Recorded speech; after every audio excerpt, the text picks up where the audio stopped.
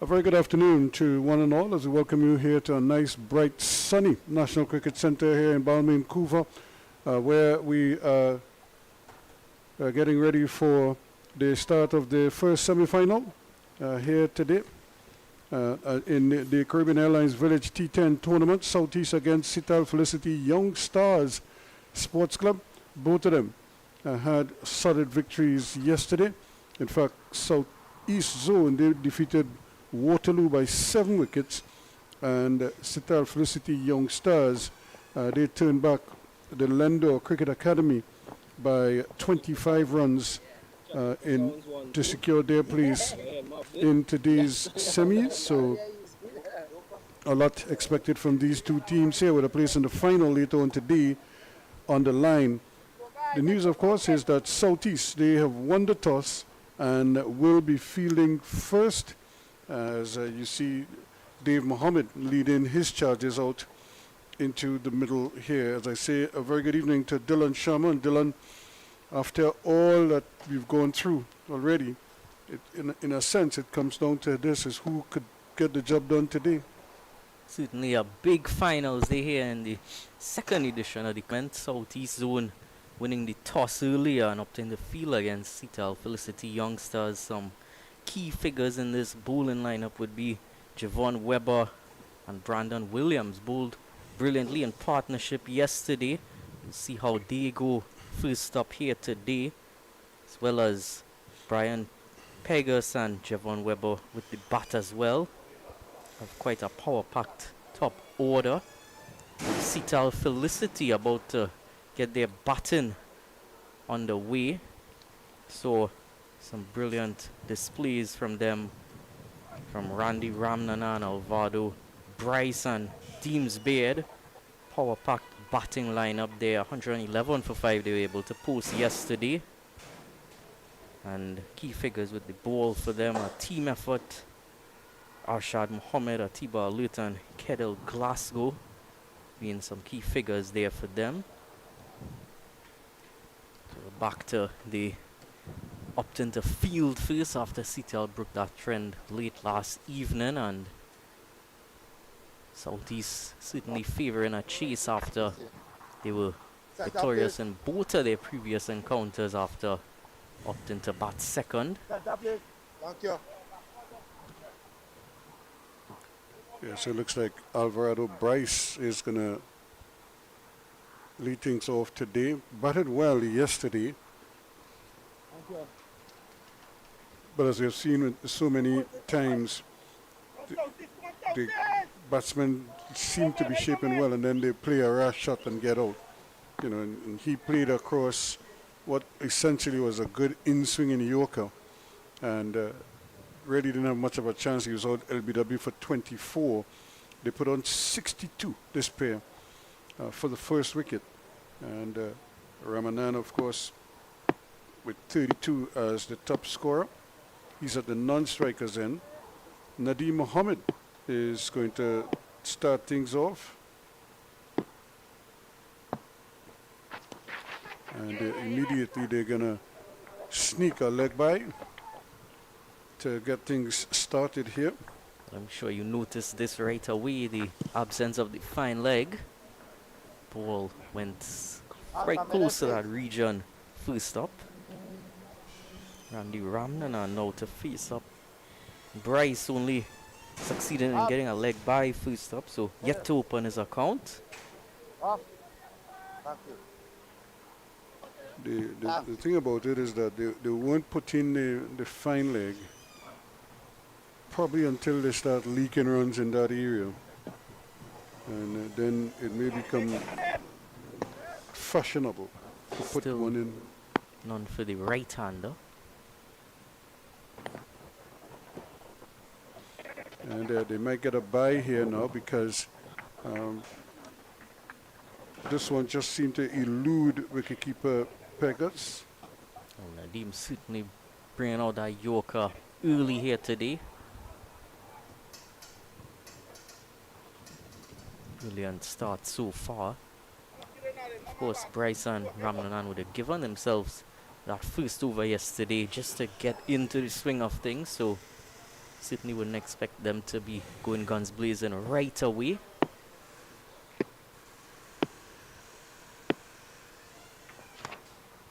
And there we go, just as you were thinking that they might just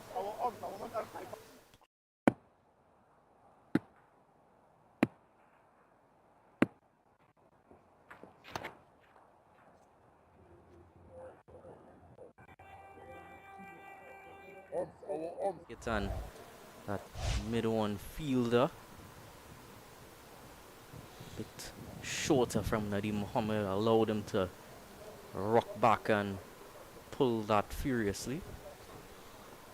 Alvarado Bryce has called for some additional padding, I suppose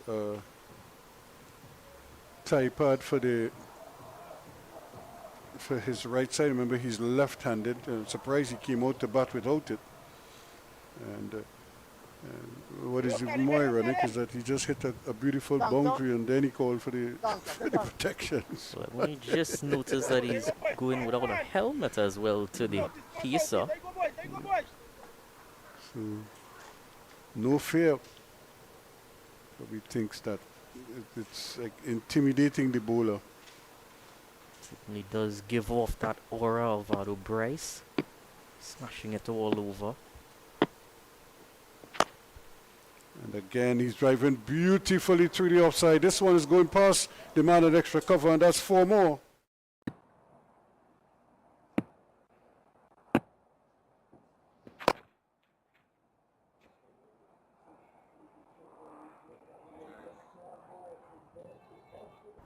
Speeding away to down there by that tree.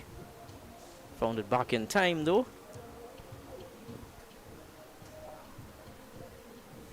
But that's good batting. He's scoring on both sides of the wicket. So it puts pressure now on the captain to try to figure out what might be the best option here. So now he has a nice ring. He has 6 on the offside and just 3 on the onside. Just a short backward square, a mid-wicket and a long on. That's the onside field. Then there's a long off, extra cover, square cover, point, backward point, and a short third man, all at the edge of the circle. And the next one is going bouncing down for another comfortable single. Probably didn't hit that as well as he wanted to, but again a horizontal bat from Bryce. Certainly not the type of stroke you would be looking to execute when the ball ends up down at long on.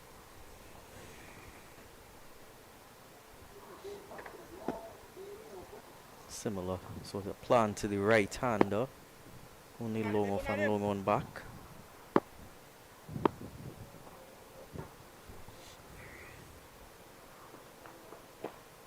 And they're flirting with one there. Be better off not even putting the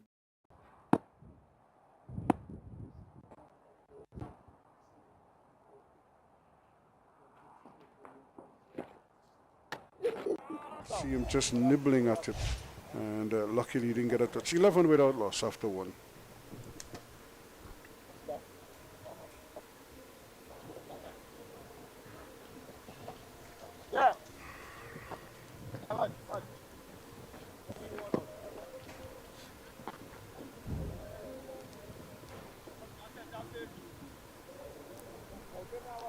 Touch this way.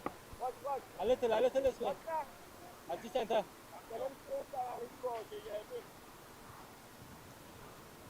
Right, rest on the right arm over the wicket.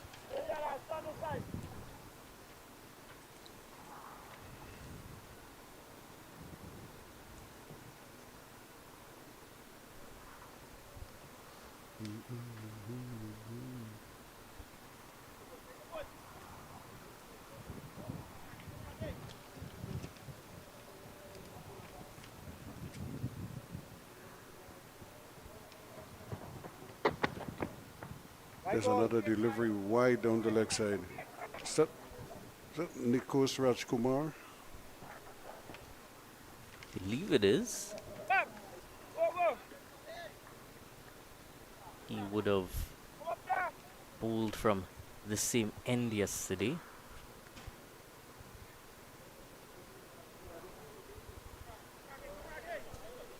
Started off with the radar just a bit off.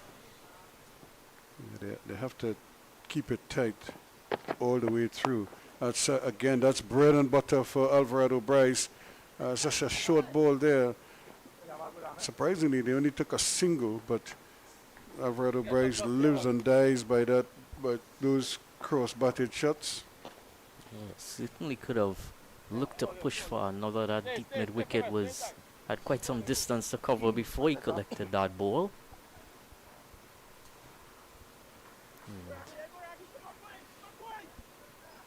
Now Ramnanan yet to open his account. And Bryce is already up to 10, but Ramnan can score quickly.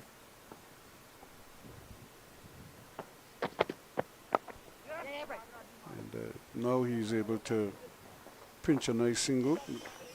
Well, they are both able to score quickly. It almost seems as if they're competing against each other when they're in full flow.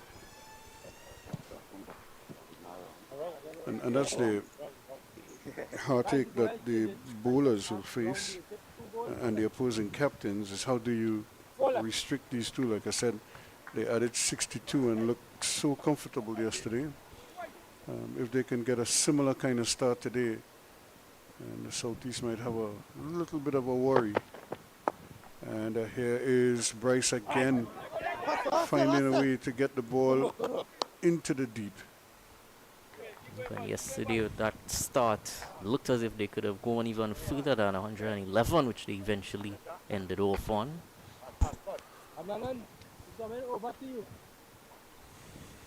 Yeah, these two give them a really good platform on which to launch, but they were unable to do that. And that's nicely played. It's in the gap, and they will get a single. That's excellent fielding. Again, tracking the ball quickly.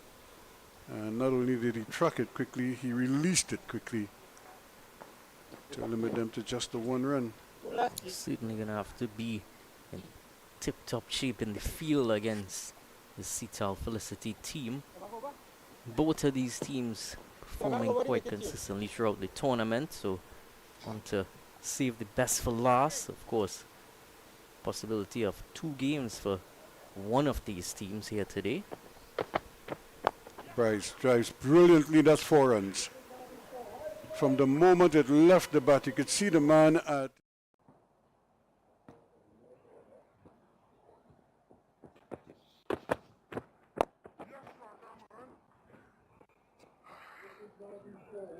served him on a platter, just had to get the bat contact in the ball and sent it back, return to sender.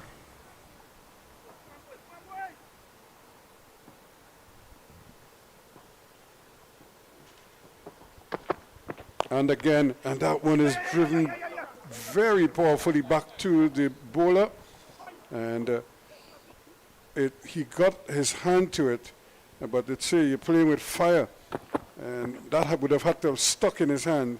He did very well to take most of the sting out of it. All they got was a single from it to end the over. 21 without loss now.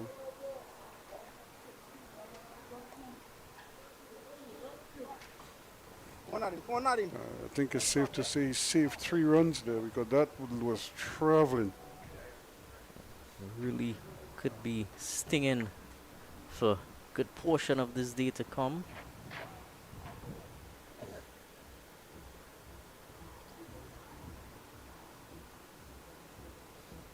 Yeah, those are because when you follow through, you're really, most times you're running off the wicket. And then when a ball is played back to you that powerfully, all you're really doing is sticking your hand out there and hoping that it sticks in your hand or that you close your hand in time. But the speed at which the ball was traveling would have been difficult. He had such a short time to kind of negotiate the speed. Yeah, here's another one. Brilliantly played again, and that's 4 more. Well, all of a sudden, Alvarado Bryce has decided it's time to go.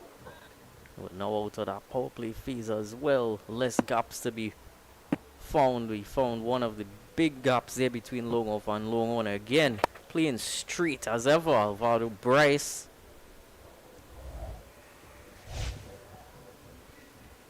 He's playing some really nice cricketing shots. Apart from when he tries to go across the line, I think in the main he has batted responsibly, and he's been fairly consistent. Thank you. But today's the day they're going to need him to just keep going.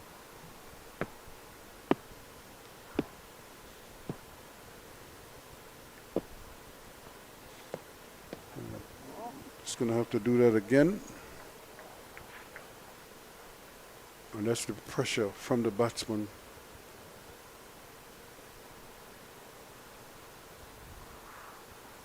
You see it quite a bit in these T10 tournaments. As soon as a boundary is hit, see those bowlers just a bit nervous, not as confident in the plan that they would have been going with before the boundary.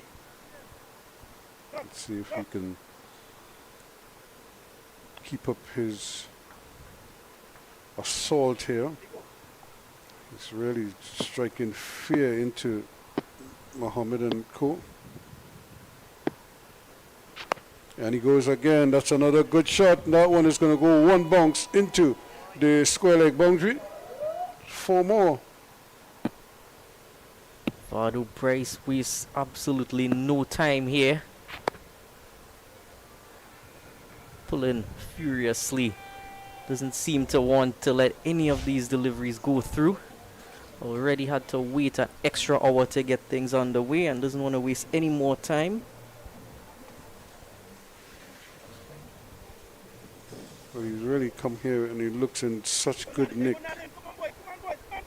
He's actually overshadowing his partner the other end, who, as we know, can score quickly. And trying his time. And has to be careful though, because when you get off to such a rollicking start, you feel you can hit everything. Definitely set up with a lot more fielders on the offside there, so at least sticking to that plan there, Nadeem Mohammed. And what we saw yesterday was almost a polar opposite. Randy Ramnanan would have started off quite quicker. And then Bryce caught up. He's going again. This one is in the gap, and neither one of the men on the boundary riders could intercept that one. That one goes through mid-wicket, and the long on or the mid-wicket square, neither one could get around in time. And that's another boundary to Bryce. It's a free bat swing there. Bowler didn't do too much wrong. Again, isn't looking to go too straight with his deliveries, but power of Bryce allows him to pick that ball up even if it's on that off stump line.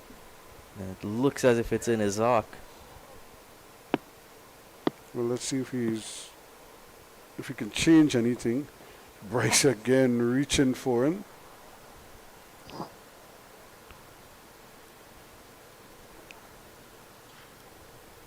He's really giving you the impression that Nice. taking no prisoners today. Dealing in boundaries. 6 fours in his innings are 28 already. Only 4 of those runs would have come outside of the boundaries. And this one is played right away. This is going to go to the boundary as well. Down to third man it goes. 4 more. Doesn't matter where he bowls it. Alvaro Bryce is finding every degree of this ground. This time a wonderful uppercut there. Short and wide and freeing his arms for the umpteenth time so far. To the 8 without loss, and it's just 3 overs going now. Yeah, this is a terrific start. 11 off the first, 10 off the second, and now they had another 17 off the third.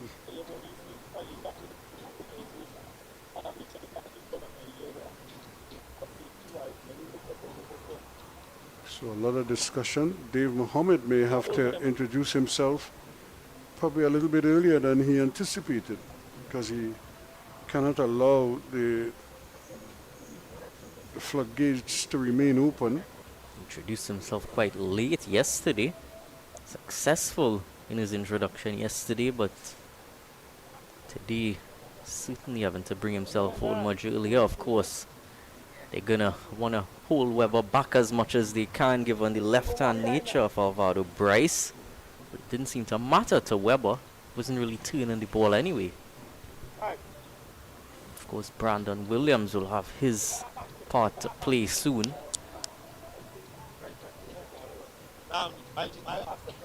We want to see what it is Dave Mohammed can get out of this wicket.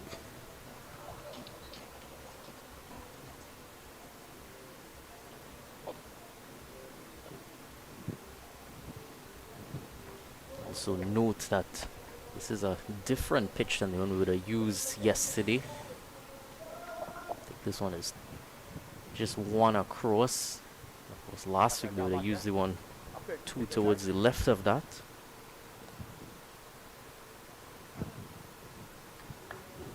So Randy Ramanan waits on Dave Mohammed.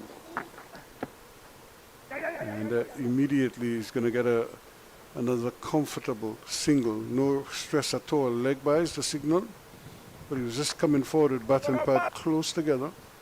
It's aware of the task at hand. He understands batting with Bryce quite well. Knows once Bryce is finding his feet to just turn over the strike to him as often as he can. Dave Mohammed making well sure that his field is exactly as he wants. So this from him yesterday as well. Precise in his field placements.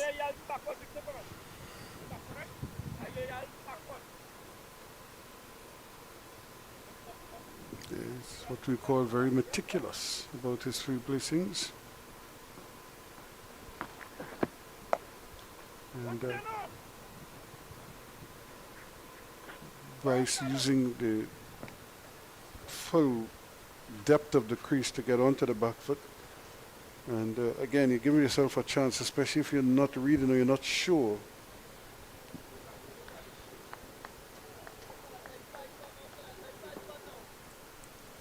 Which way he's going to turn.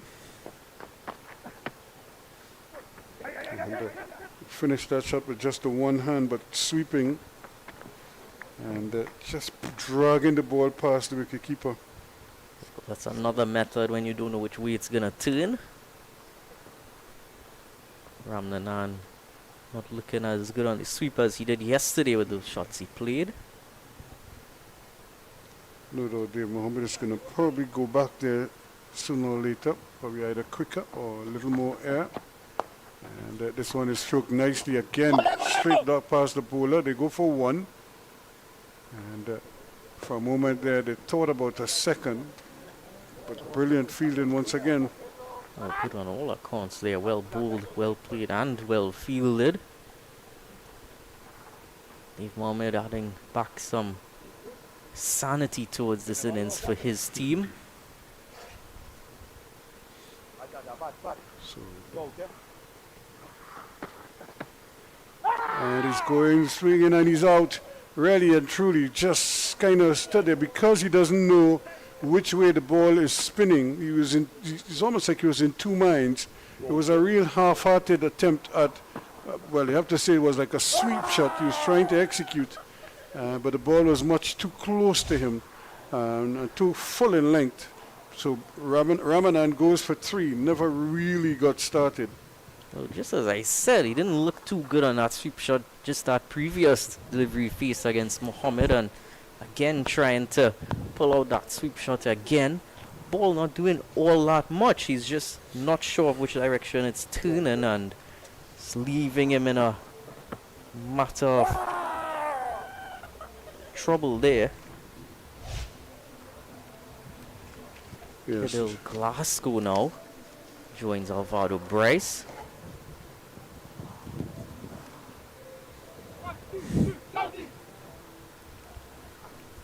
Dave Mohammed surely leading from the front. Not the greatest start from his pace bowlers, but knows that spin always has its say on this pitch.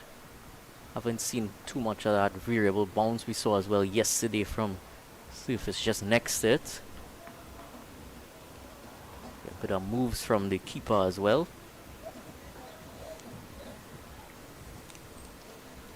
So Glasgow has arrived at the crease. Stand middle stump. Nah, touch this way. Just a touch this way. Too much, back here. Yeah, off. So let's come in left, stand over. High ball, one left. So Mohammed, who has probably focused more on captaining the team, leading the team than bowling. But every time he gets the ball, you could expect something to happen, and already he's picked up a wicket. And, still, they just seem unsure of which way he is going. His each way spin creating a problem. 42 for 1 now at the end of the over.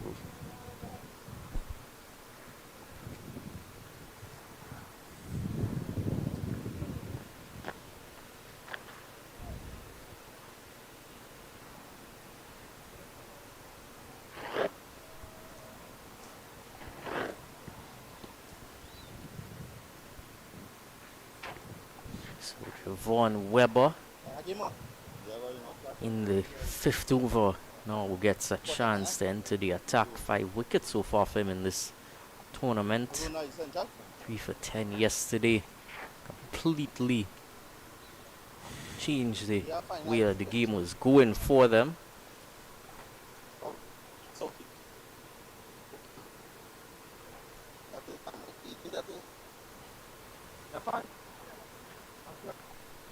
Interesting to see how Bryce handles Weber now. Did quite well to take care of Dave Mohammed. Didn't give his wicket away, but wasn't quite able to get any boundaries off of him.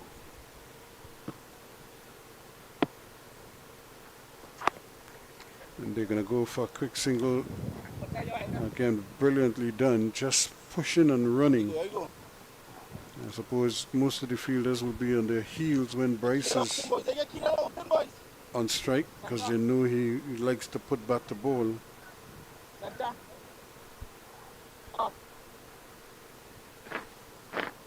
So a nice little change up there, but brilliant sunshine. Glasgow, another player who really likes to go hard at the ball. Quick again, all time. Not. I'm not sure if they know exactly what the bowlers are trying to do here, especially with Dave Mohammed. And now we're looking at here giving them not much opportunities to really get under the ball, which is what Bryce and company loves to do. As he goes again, this time they're going to settle for a single once more. It's certainly a factor for you see on this surface. Spinners certainly coming to their own throughout those middle overs.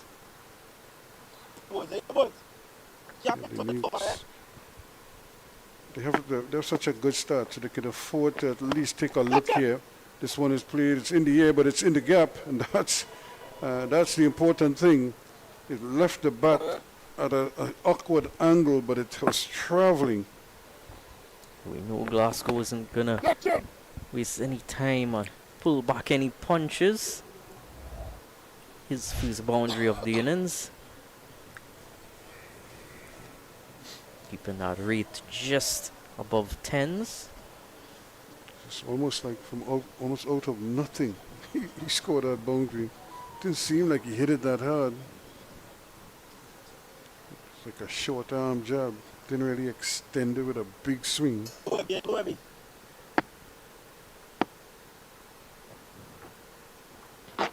This time he's trying to swing it hard, but comes off a thick under edge, and they're able to get a single to the man at that short square, short fine leg, wideish.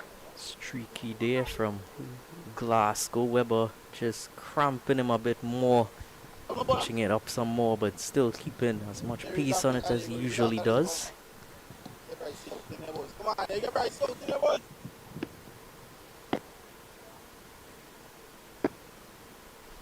And a short ball, that's a gift. You don't bowl there, you don't bowl short to him, and then you don't bowl on his legs without the protection. And there is a short fine leg, or just slightly backward square, but once you elude him, it's you have a free run to the boundary. I'm sure if you ask Alvaro Bryce what sort of delivery he'd want to face, he would have replied with that sort of delivery. So easy for him, loves that pull shot and played it delightfully. 54 for 1, 5 overs on that halfway stage of the innings.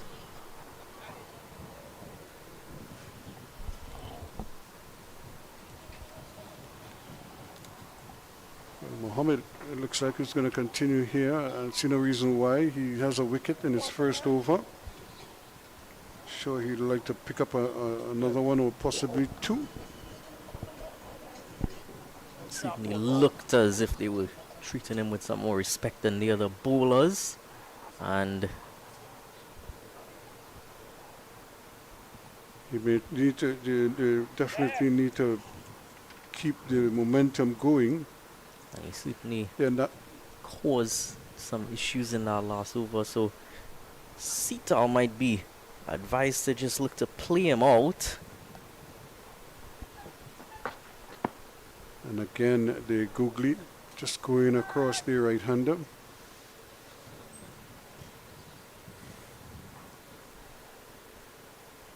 Dave Mohammed, who was part of that Trinidad and Tobago team that won the Sanford tournament. And once you give him opportunities, he is going to take it. He's not going to get a boundary this time, but again, probably not in total control, not absolutely sure where the ball is going to go, what direction. But he got some elevation to get it over the inner ring. Certainly a very classical form of left arm wrist spin here as well. Not looking to put too much pace on it, so Again, the batsman having to treat it with respect because he's getting some purchase.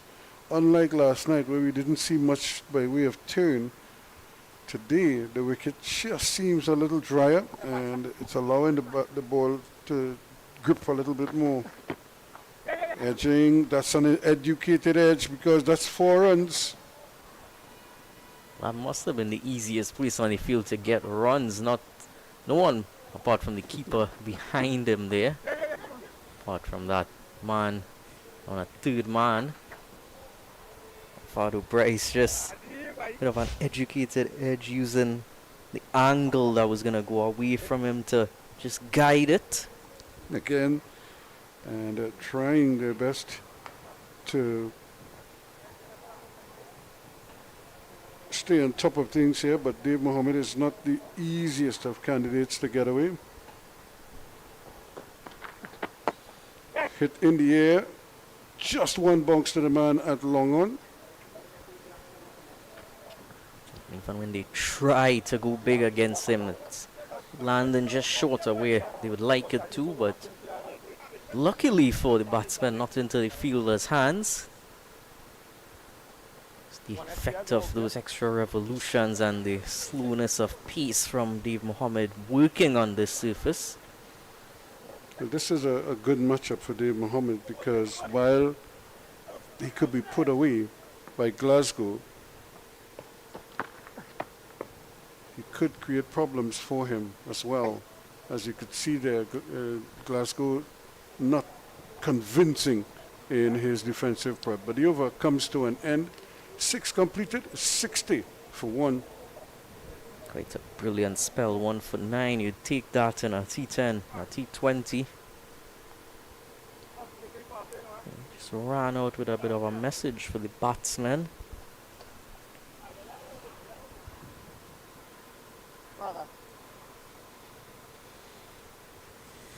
Yeah, they probably have it making an assessment here. Somebody's got to go. They're probably thinking 100, must be, they want at least 100.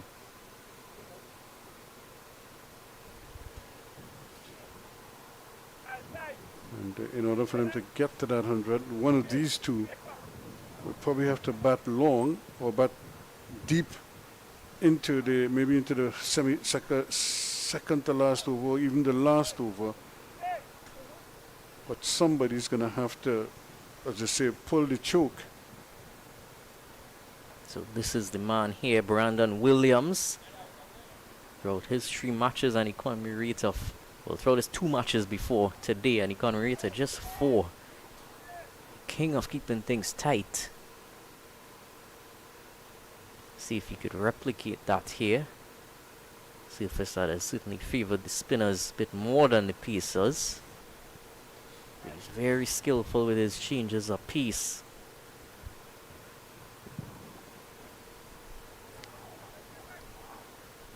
The umpire making the signal here, indicating about the restrictions. Just the 2 fielders out for this over. And again, that's one in the dark, and the ball is going to come down the hill. It's going to bounce and bounce and bounce and bounces into the ropes. Where did that ball go to? It went to fine leg. Yep. Now it's the bowler actually bowled a pretty good delivery, but it's just the way that Bryce sort of grips the bat. He's left hand dominant. The bottom hand dominates the batting, so he tends to pull the ball a little bit to his right. And in a case like that, if it hits an edge, it's the bat is facing in towards him. That one ran down to fine leg. And there's none. There's a short fine leg, but he's more of a short backward square. And there he goes. That's a glorious shot for 6 runs. Well, he just picked it up, Bryce, and says, thank you very much. And deposited him over long on. That's going to take some finding. A brilliant 50 here for Alvaro Bryce. Off just 24 deliveries, he's brought up his 55 runs. 10 fours, and that there was his first 6 of the innings.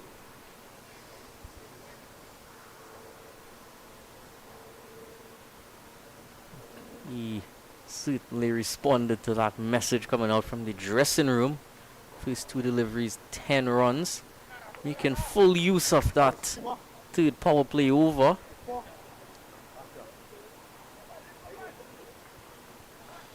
So 50 from 24. It's already been traveling at a rate of knots, as they say. And under brilliant sunshine here at the National Cricket Centre, could not have asked for a better day. Well, they had a better day yesterday. It was cool for the first couple of hours. And he goes again. Let's see if it's more of the same, a little bit straighter, but in the general area, over long on it goes. And that's the repeat act. Well, whether it's cool or hot, Alvaro Bryce is going to turn that heat up. 61 he races along 2 now. It is first 6 that previous delivery, but he wants to add to that tally. Brutal stuff here. 16 already coming from the over. Brandon Williams just can't catch a break. Polar opposite to what we saw from him yesterday. Great leveler they call this game. Again, now you see a lot of discussion taking place. Dave Mohammed trying to assist the bowler here. But the only problem is the field is so small, he can't send the long one further back. He could, but I don't know if he takes the catch out there if it will count. You have to go next door to the cycling velodrome or Otto Stadium to take one of those catches off of Alvaro Bryce. Bryce is in the no-nonsense mood here. He knows that this is the time here and he's trying again, but he won't get the desired result. However, they're going to get one. He was trying to go back for the second run. Now they're appealing for a run out, but I thought he got back just in time. I don't think I hardly feel like he left his crease. What Actually, if it's yes, he only a went. Look at short him, he went moment? running. And did he get the bat down in time? Did he get it over the line in time? Well, tight. Very, very close indeed. And I don't know if Jason could show us that again and maybe freeze it. It really was close because he sort of overbalanced when he realized what was happening. And then instead of running to that, he just kind of dipped the bat and had to reach for the crease. Barely got it over the line. It's quite clumsy in And the look at end. it. Yep. Woo. But I can't see the line. I can't see the full. I'm anticipating. Or I'm trying to gauge where the line is, but he looked like he might have been short. I think we need a new coat of paint from the ground staff. I don't know why the chinks in on the paint, man. But that is very, very close. That's brilliant fielding again. And there he's going, trying to run this. Going to have to hurry. And he does so. Glasgow taking a leg by. He's again trying to swing through the onside. He hasn't quite gotten into full rhythm. Kittle Glasgow. Bryce, one more delivery to go here against Brandon Williams. Of course, next over we bowl from this end. We wonder if any sixes might be heading our way, given he likes to hit them straight. Yep. The only saving grace, my vehicle is parked behind here, but I hope he hits the building before he gets to the car. And again, you're asking for trouble here. You don't bowl on his hip. He doesn't have a fine leg, and the one fine leg that he has is fairly square and is short.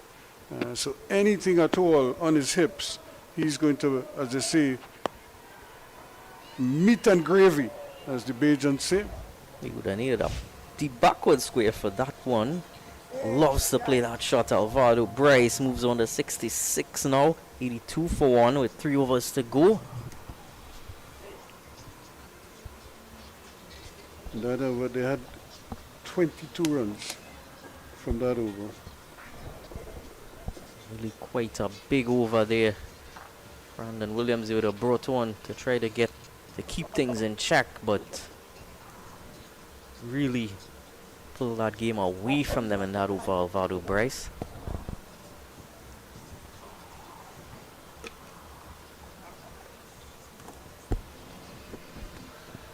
Certainly here, Dave Mohammed has some worries, because if these 3 overs are not very tight indeed,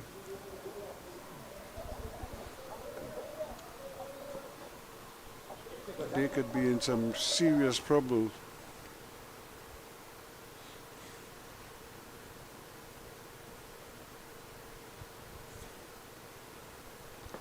So Rajkumar is back into the attack. And this one is hit hard, but Dave Mohammed is in the way there, can't get it through. Sure, Bryce would just be telling Glasgow to get him back on strike. Or hit the ball out the ground. 9 deliveries so far. Glasgow hasn't quite found his range yet. And while you were asking for it, well, there it is. It's almost as if to say, give him something to hit. And almost on cue.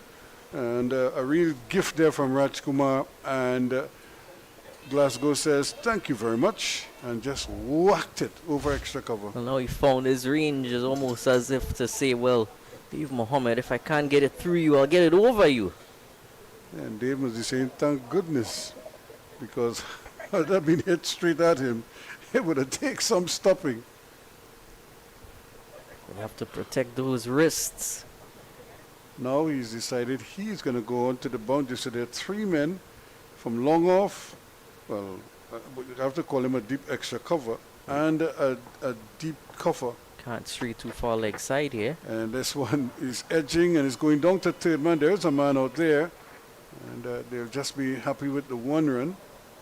Seems to be disturbing some of the wildlife down there as well. All the birds just flew by. Maybe they got distracted by that Caribbean Airlines hummingbird on the signboard. Yeah, today's a big day in this tournament. Today's a final day. So a lot riding on performances today. If you have to perform, today is the day to perform.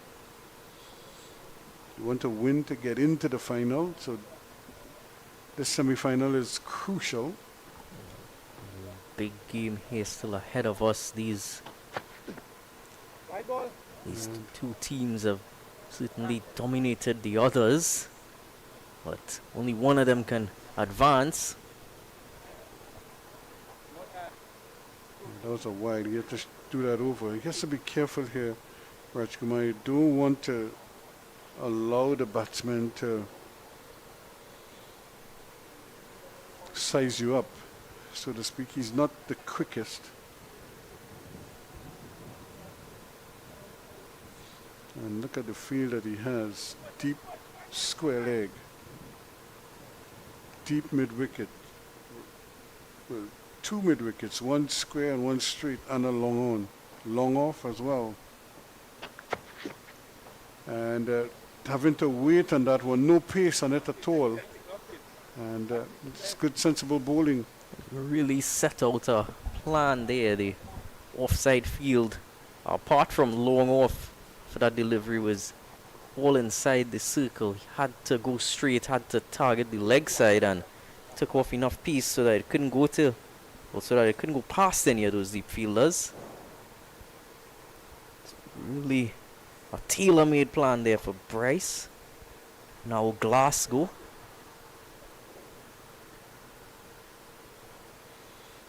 Glasgow is such a powerful man.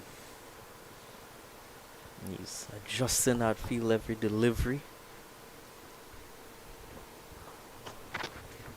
No margin for error, and would you believe the keeper drops the ball and concedes a bye. Just went out of his hand. The batsman had a swing, missed, and it should have been an easy take for Piquet, but oh, Brian Piquet, not at all what you would want. Extra run as well as an extra delivery for Bryce.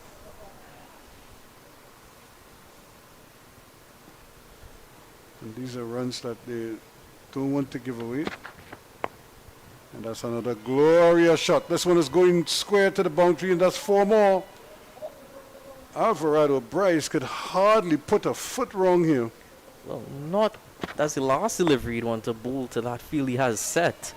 Giving him meat and drink wide outside the off stump.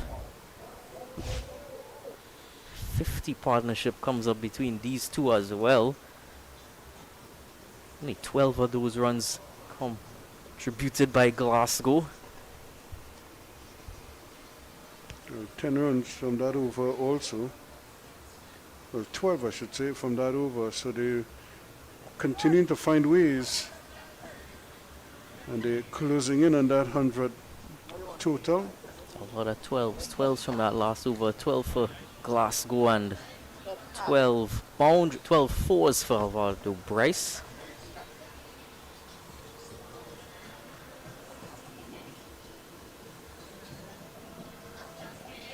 The drawback now for Dave Mohammed is that he is bowled out. So he can't bring himself back now to try and stem the run flow. Top 1 for 15 at the death yesterday.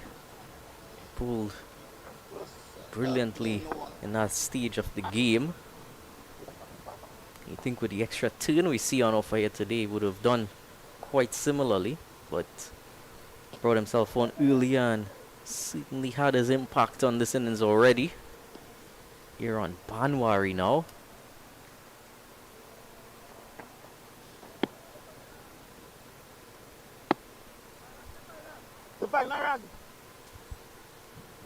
first up is going to be Go, Harry, go, Glasgow. Harry.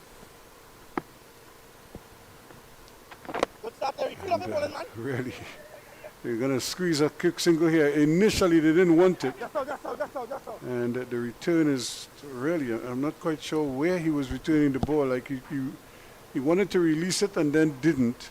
And it just kind of stuck in his hand there. It went to mid-wicket.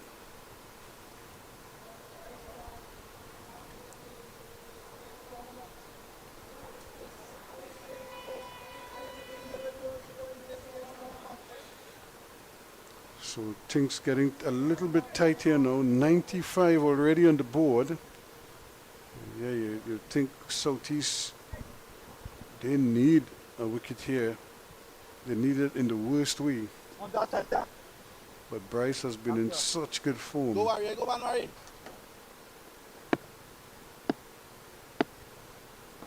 Here he goes again, and this is one stay in, and would you believe it? It's a good catch, but did he go over the boundary with it? Man, touch the rope. You can see that ball. That's the question here. Did he touch the rope? He's not sure. Well, a brilliant bit of work here Well, on the it's- boundary line. Yeah, this is he's not sure if he came down on the ropes. And, well, now it's going to be is that the rope he's stepping on there?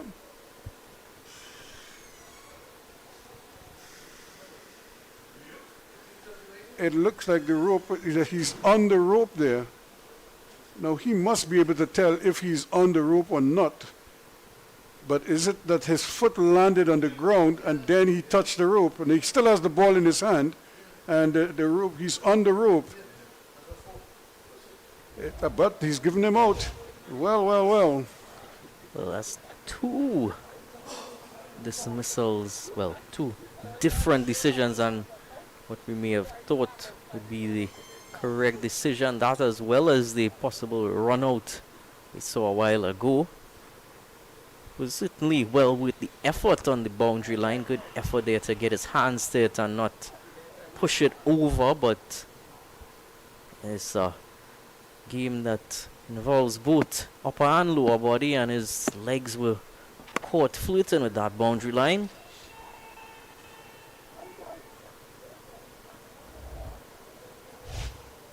Yeah, because He he certainly didn't seem sure himself as well. Just wasn't sure threw if the he ball away. stayed in there, if he stayed in or not. He got rid of the ball quickly. As if to say, well, this will erase everything. And we just not hold on to the ball. It was a good catch, but it's where his foot landed when he came down. I mean, the law of gravity brought him down. He couldn't stay up there. Now, we saw this move yesterday, but Glasgow came... Was it Glasgow who came after him yesterday? But today Glasgow's come earlier than a T-bar alert. Yesterday would have seen a T-bar alert come in quite earlier. T-bar alert came in at 4. Glasgow would have still come in at 3, and then Deems Baird we haven't seen as yet. So it's Deems Baird who we were thinking about, who probably should be coming ahead of alert. But maybe a T-bar alert is... Interesting thing here for Southeast Zone as well. They've had to go out of their general 5 main bowlers to bring in Aaron Banwari here as well. So having to find those other options, and Banwari proving valuable.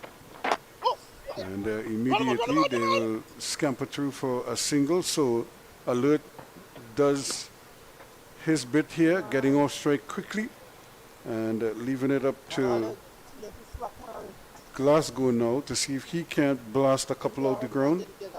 We know he can. We know he's very capable of doing it. Where does Banwari bowl to him? Don't bowl it in the arc. It will disappear. He's bowled him. Well. It came right back at him again. The ball coming in with the arm on the angle. And he just seemed perplexed by it all. Was late on it and was bowled neck and crop. So he has to go as well. So with just the addition of 1 run, they've lost a 3rd wicket. It's made to look like a tail ender there. Not too sure what to do with that delivery here on Banwari in the 9th over. Just 2 runs so far, 2 wickets.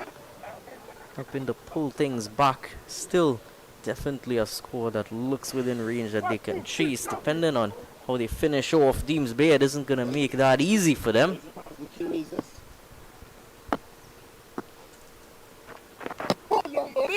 There again, just too much pace and likely that arm ball coming in with the angle.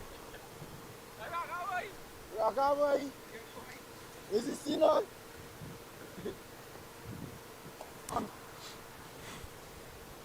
So Banwari is more than justified his captain's decision to give him a bowl. So it's a crucial over to be bowling. When you're bowling in that penultimate over, a lot of times this is the big over that most teams try to do serious damage, but he's doing damage with the ball. 2 wickets and just 2 runs in the over. Although there might have been a hint of luck in the first wicket. Alvarado Bryce.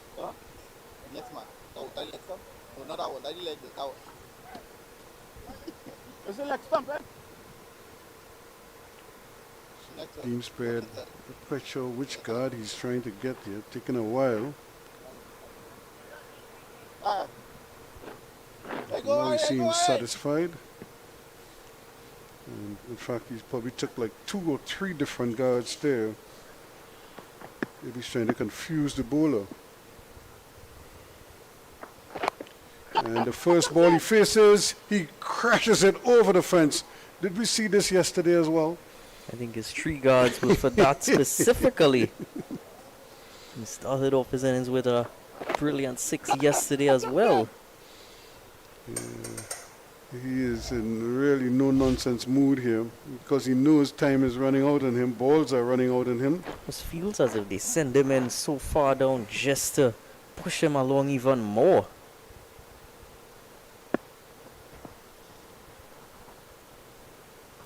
And again, he's going in the other direction, and that too goes sailing out of the ground. Back-to-back maximums, one on the onside, the other one through the over the offside field, and down the hill it goes into the bamboo patch. Full range being shown off by Deems Bayard, and well, an over that started off quite promising for South Zone. 2 for 2 after the first 4 deliveries, ends up as 2 for 14. And the 100 comes up, it's 108 now. Deems Bayard dealing in 6s only. Now here's the trick. Atiba Alert has to be smart. He has to be alert to the situation of the game here. And he might be better off just getting a single and take what you get from Deems Bayard. Allow him the opportunity to do the heavy lifting. That's definitely what you would hope that he does, but also have to wonder because the team camp certainly wanted him in at number 4. They might see something in him, but given what we've seen with Foreman, who is striking the ball well on the day, Deems Bayard would certainly be the front runner. Well, I was trying to lip read there to see what that discussion was all about. But Atiba Alert has to be smart here. He got a single off the first ball he faced, and I would imagine they will want more of the same here from him. So change of ends for Brandon Williams.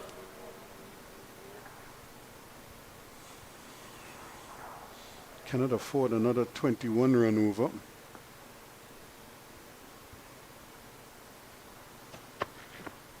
And there he goes. That's a glorious shot. It's gone right over the head of the man at long on. Well, he's hit that one back towards his teammates, giving them great thanks for sending him up at number 4, and he wants to repay that fate. Too full from Brandon Williams, and just easily through the line of that Atiba Alert. Right in his wagon wheel there. He just had to get the bat down and up, and away it sailed.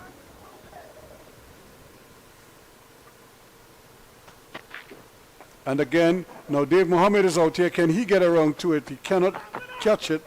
But they're going back for the second run. He's going to have to hurry alert. And they do, in fact, make it back quickly. Would you have taken the second run there? Well, I was thinking the same thing. Sometimes the adrenaline just gets the better of you. You think short term rather than long term.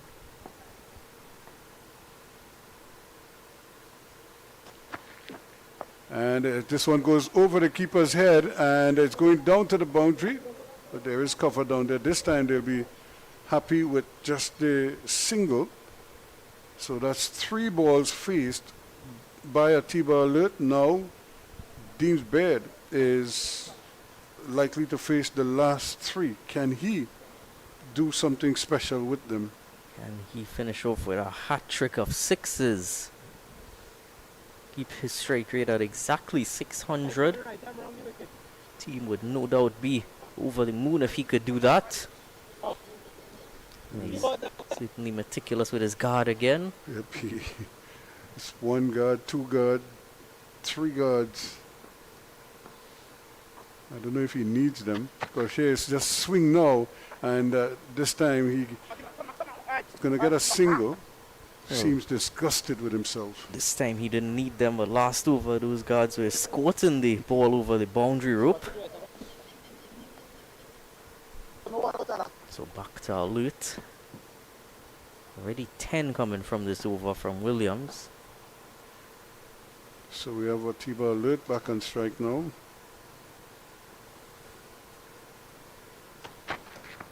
And this one goes right up in the block hole there. That's a good delivery. It missed everything. It missed Atiba's toes and it missed the leg stump. Well, that's all he had to do since ball 1.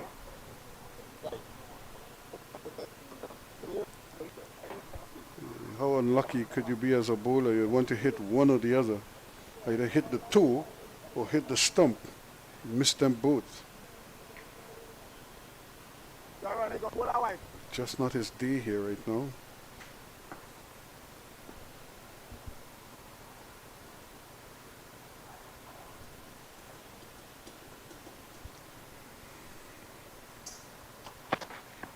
And that's a good, there's a man out there. He started to come forward and then realized that it was low. This could be a run out here, and it is. Baird more or less sacrificed himself there, trying to come back for a second run. And You would never get in 2 there, but last ball, no need to not chance your arm. That ball went out to the boundary quite quickly, so he was able to get it back in quickly as well. So that's the end of the first innings from Sital Felicity Youngsters. They finish off on 119 for 4. Top scorer, no doubt, Alvaro Bryce, 71 from 30. Hit 12 4s and 2 6s in that brutal innings from him. So the target for the Southeast Zone would be 120 in 10 overs. Join us in about 10 minutes for that reply.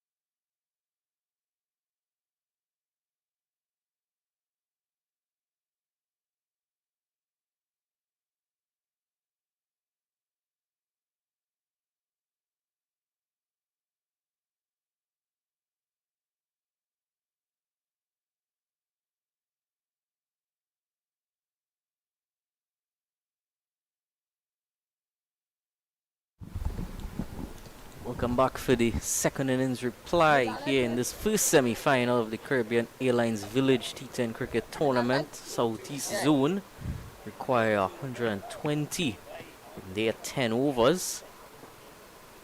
Sital Felicity would have batted brilliantly in that first innings to put up 119 on the board, losing just 4 wickets. And they will come alongside me, Ruskin Mark, to join me for the rest of the day. Well, I'm trying to figure out what the big discussion is. There are 4 of them in a huddle there. Is it that they're trying to work out who is going to bowl the first over? And it looks like it's going to be, in the end, it's going to be Parag, Roshan Parag. Must have figured it out before this. They were just doing a few warm-up drills down near the academy and training area. So they must have had some sort of discussion about it beforehand. So Parag it is to pick up the attack. But now they still have those like 3 players there, just like a little think tank trying to sort out the field placing.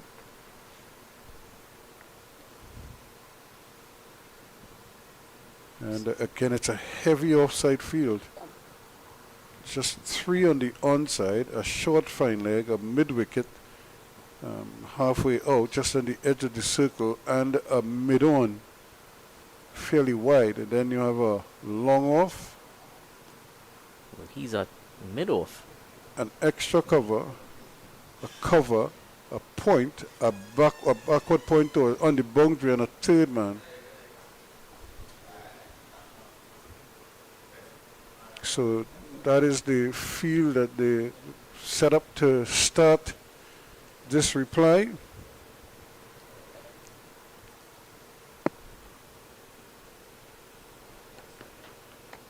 And a good delivery to begin with. Just touching down and coming in on the angle. Don't see those leaves too often in T10 cricket. At this ground, the most leaves you see is when ball hits the tree. This is Keaton Mahabir. And quickly off the mark.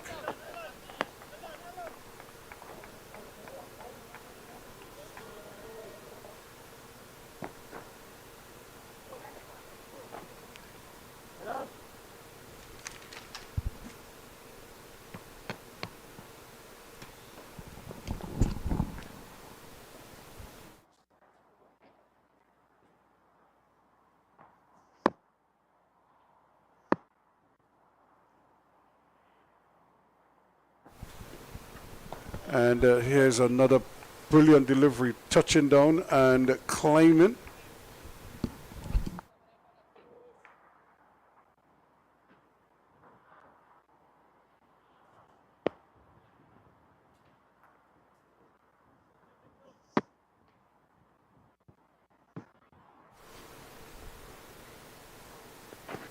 And here's a nice take there, but they might have brushed the pad or the thigh pad, but a good diving effort there from back.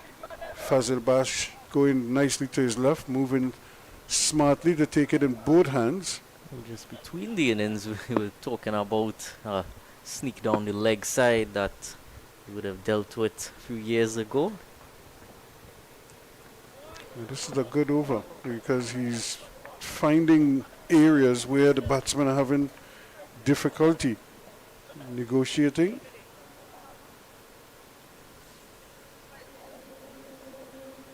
This is a great start, finding that difficult area and mixing it up just in small amounts.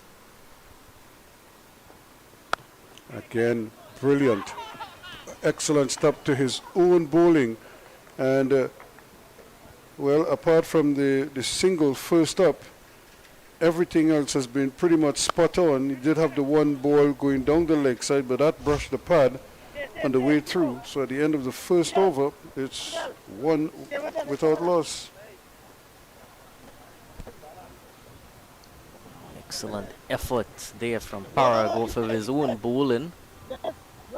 Coming back at him and dived across to make sure that only 1 run would have been conceded off of his bowling. Still 119 to be gotten for Southeast Zone. And Sital Felicity Youngsters have made sure that they made a statement early in this defense.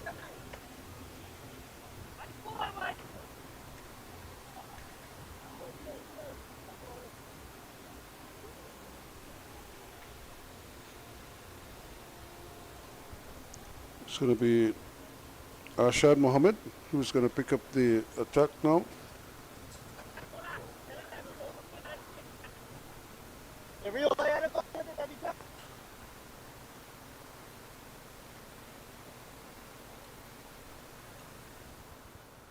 Arshad Mohammed has certainly been delivering wickets consistently throughout this tournament.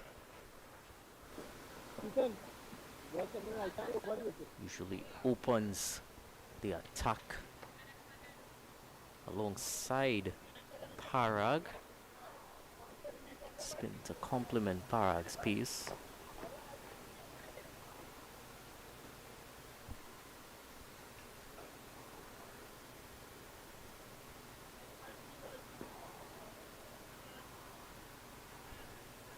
Again, just taking the time to set the field here.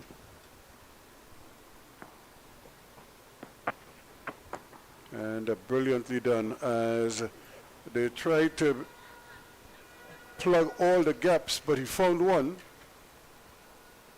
Well, it's always hard to plug all those gaps in the power play. Are gonna have to give and take a few of these boundaries, and that first one being smashed by Zain Mirage through the covers.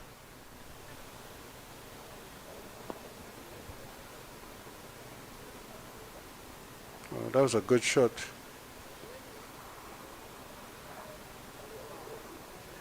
Good transfer of his body weight from Zain Mirage. Was guiding it down to the boundary. Now shuffling those fielders to try to get them in a more favorable position for him. Sent out 2 on the offside at a deep cover and long on. It's a wide-ish long on. Again, trying to just come onto the front foot and pushing it through.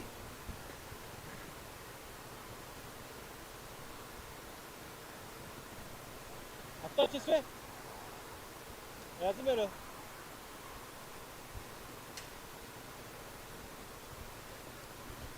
Seems sort of plan for Keaton Mahabir, it seems.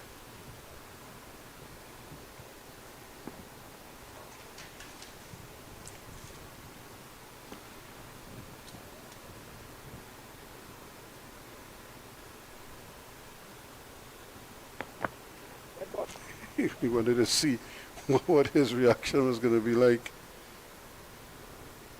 Just feeling him out.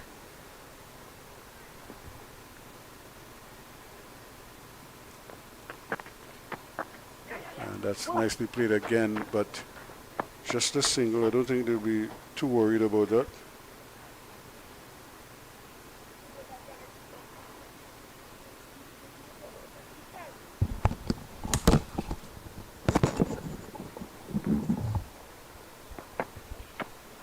And it's a chance of a stumping there, duly taken by the wicketkeeper Fazil Baksh.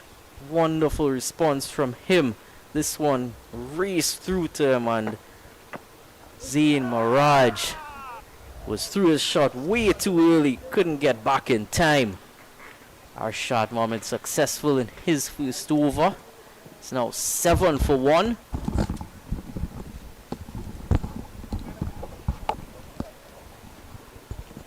Yeah, that's a brilliant piece of work there from Baksh. Really received the ball nicely and then whipped the bails off. By the time the bat came around, he had to make a whole circle. By the time the bat came down, that was the end of that. That all that byplay we saw throughout that over, just making them wait a few seconds extra before each delivery. And it seemed to have an effect on Zayn Mirage. Felt like he had to wait a bit longer.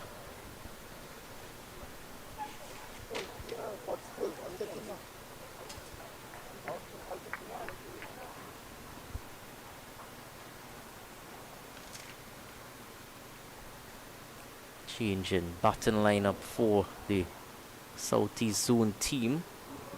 Promotion for Brian Pegas. 100 runs across Caribbean Airlines T10 tournaments. Again, there, not much turn on offer. Just rushing him completely. Taking advantage of the fact that he knew he would have wanted to target that leg side powerfully because of no deep fielders being there. He darted it wide to entice him. Eyes lit up, and Zayn Mirage had to head back towards the tent.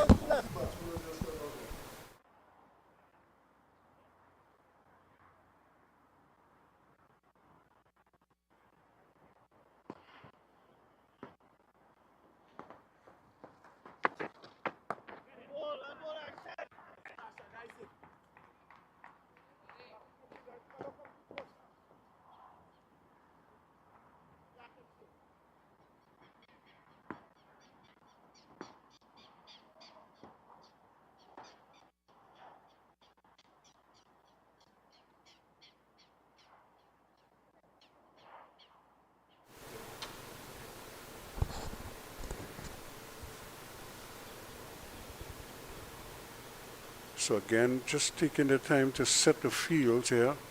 They know that Pegas could give the ball a good whack.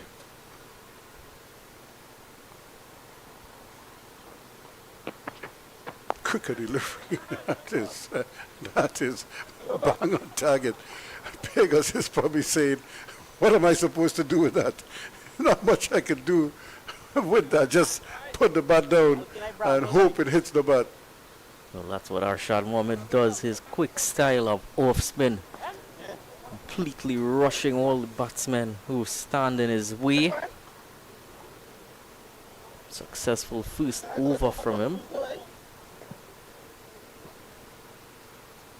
So again, Zayn Mirage is on one. The man out is Keaton Mahabir, who was brilliantly stumped by wicketkeeper Batch. Brian Pegas just equipping his helmet.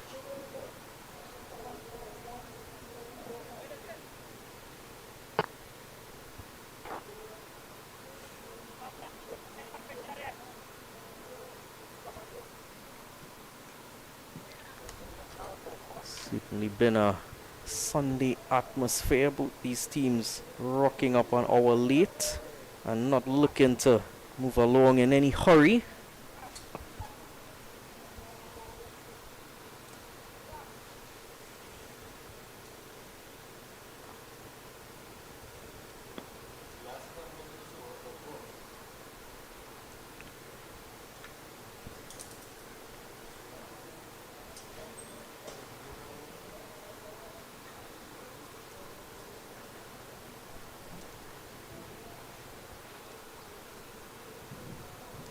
So Atiba alert is going to come in.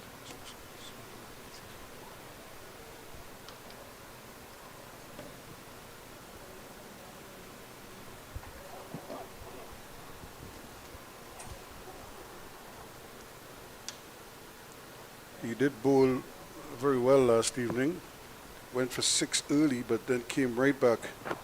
And here's another good shot. This one is going, and that too is going. Now, did it go all the way? Yes, it did. So it's like a similar thing to what happened to him last night. He got hit first ball for a 6, but then I was just about to say he came back beautifully after that. So will history repeat itself here now? Tossed it up right in the wheelhouse there of Zain Mirage, and didn't think twice before he completely smashed it right back over his head.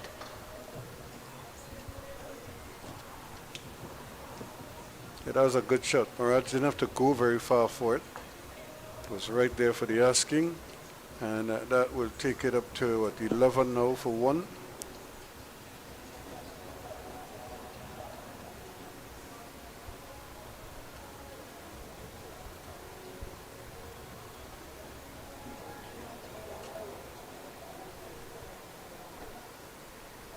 So Alert has to be careful here. Don't want to undo the good work that came earlier.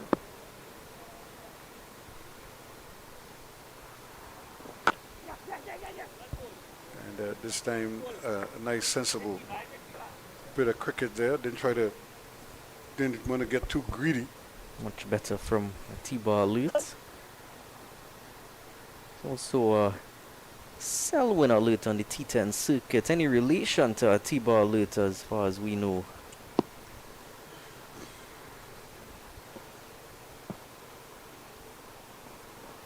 And this could be out here. The bowler might take it himself, and he does. A T-Bar Alert is almost like history is repeating itself here now, because last night he got hit for a 6 first ball, but he came back in that same over and got a wicket, and probably just conceded 1 or 2 runs after that. And here he is, Pegas goes, and that's a big body blow there. Brilliant work off of his own bowling there from a T-Bar Alert. Went up quite a distance, but made sure to let his teammates know that he was claiming that catch and gobbled it up in the end. Gave himself enough time to just settle. Came down, made it look quite easy in the end. Teammates would be quite in a good mood now with those early wickets, while they're chasing this quite high scoring target. So Javon Weber now out there with Zain Mirage.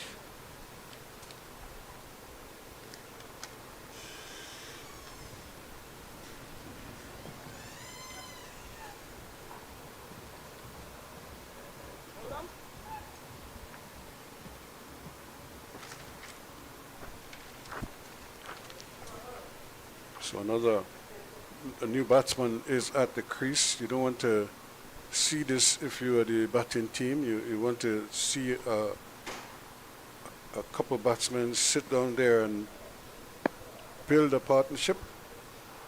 But Alert will have other ideas. That's a good delivery. Well. That went right through the gate there. He seemed to have it all covered, Roshan Parag, and then the ball somehow eluded his grasp and went right through. It had to have passed through his legs because he seemed to have it covered, and then next thing you know, the ball was rolling over the ropes. Well, it mustn't make me change my tone here. I was about to praise the fielding a bit more. Of course, we saw that great effort in the first over from Parag as well, and just saw a T-Bar Alert with that catch. And here's another short ball. Alert trying to mix it up here, but he doesn't have to be too creative here. He just needs to be smart and consistent and try to avoid experimenting too much.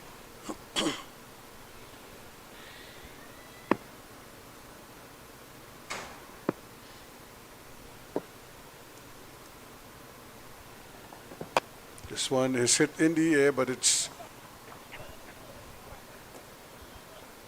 just a single this time.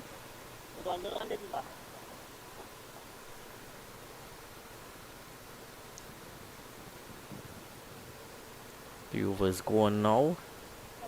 Score 19 for 2.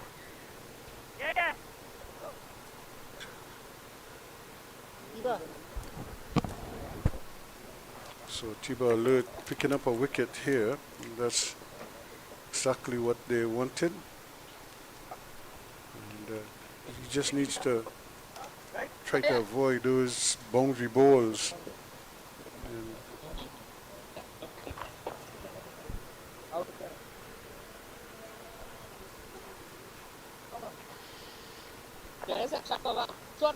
because I don't know if every time you come to bowl, the batting team can pick you off a boundary first ball, then it has to be something that you need to do.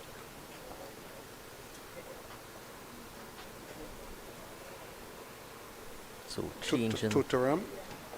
Changing the southern end to Taram Rampasad now. Left arm spin.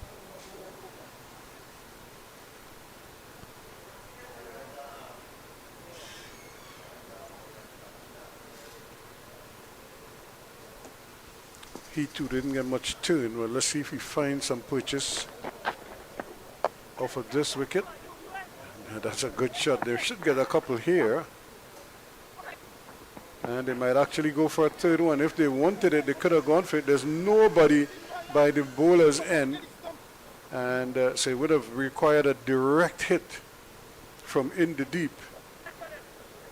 Because the bowler went chasing after the ball. The man from long off was running in. He wasn't too keen on coming in. And the man from way out in deep extra cover was the one who ended up getting to the ball first. That's another solid effort. And that's going to go nicely into the gap for 4 runs. Oh, too full there from Tutaram Rampasad and nicely pounced upon. Bit of extra flight on that delivery. Not working to his advantage.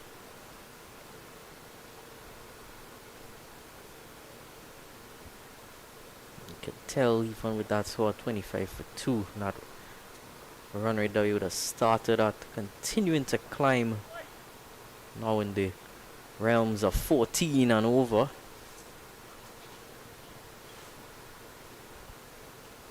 So Tiba Alert having a discussion there. I thought they lost the ball for a second. You wouldn't think they'd lose the ball in this end. Well, it just now recovered it. Went way down, close towards the fences. There's one time I saw them lose the ball. It went down the drainage system. They had to cover that over. So let's see if he can make an adjustment here. And he's gone again. That's another brilliant shot. There's a man out there, but it's over his head at deep mid wicket. 6 more. Never stood a chance. They needed at least an extra foot of height to get towards that delivery. So going a bit harder at it, but well on offer with the length given to him. And swatted across that.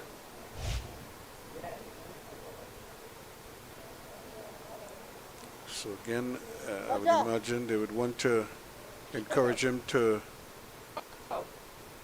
bowl it to the batsman of the plate through the offside. And, so to bring in the mid-wicket in, the square of the 2 mid-wickets, bringing him into the circle, and the man who left there has now gone to a backward point or on the boundary. It's going very, very deep indeed. But there is one man in that squarish cover inside the circle. And short ball. This is where when they almost executed the run out, they picked up the lone man in front and almost gave them a chance at a run out.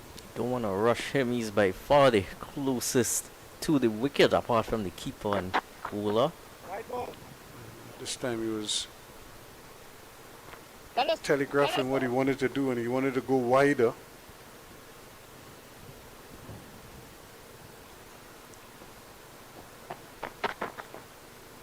look at the bounce there. All of a sudden, that one just took off. Well, first time we've seen that today. Saw it many times yesterday. Is that a sign of things to come, or just finding a spot on the wicket that worked for him there? Well, to an extent, it was still a wide. Weber. White ball. And another wide signal there. So this over has gone, as they say, gone sideways for Totoram.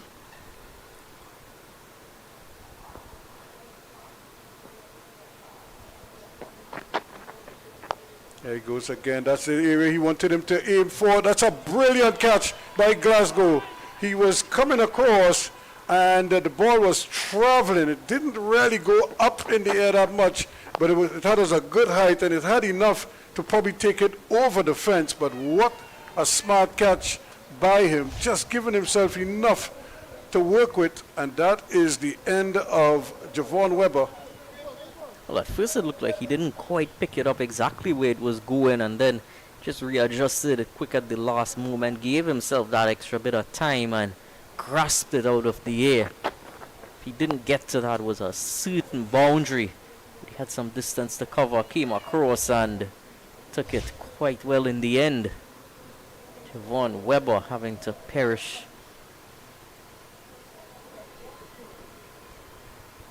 So another one bites the dust there for the Southeast outfit. They really need some kind of consistent batting right now. They can ill afford to lose too many more wickets here without some kind of run production. See the effect of that sunny Sunday as well. The short break for some refreshments being taken as well.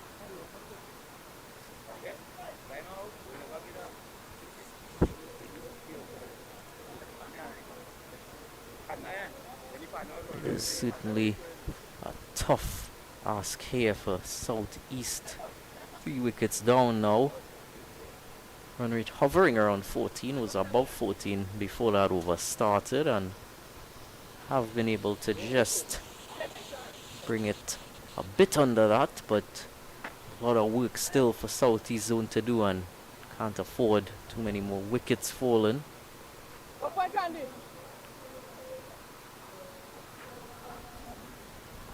So they really have to find something here. They're going to have to dig deep.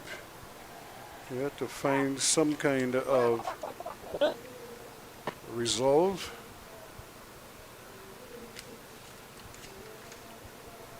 Go back, oh, leave it.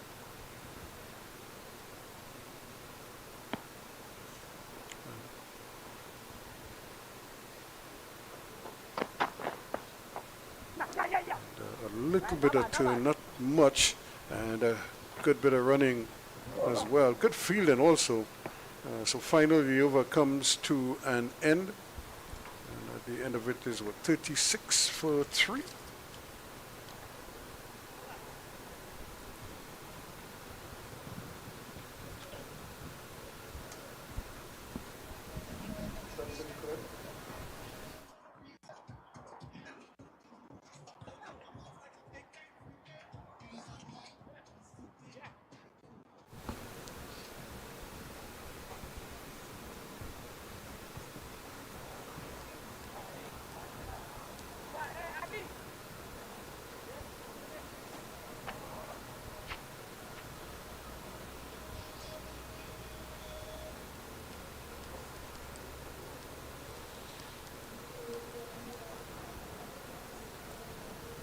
So Tiba Alert is going to continue here. He got a wicket, he got hit for 6, got a wicket, then got hit for 4, through no fault of his own.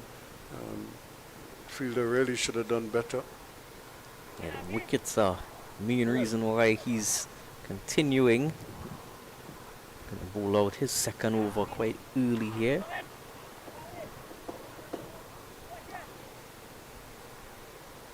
So Brandon Williams it is, who is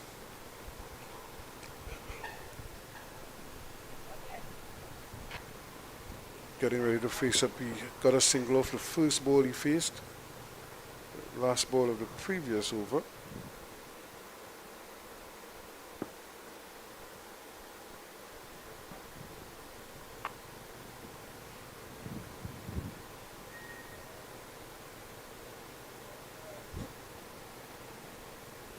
A bit of a false start there. T-ball alert started his approach, but Williams wasn't totally ready.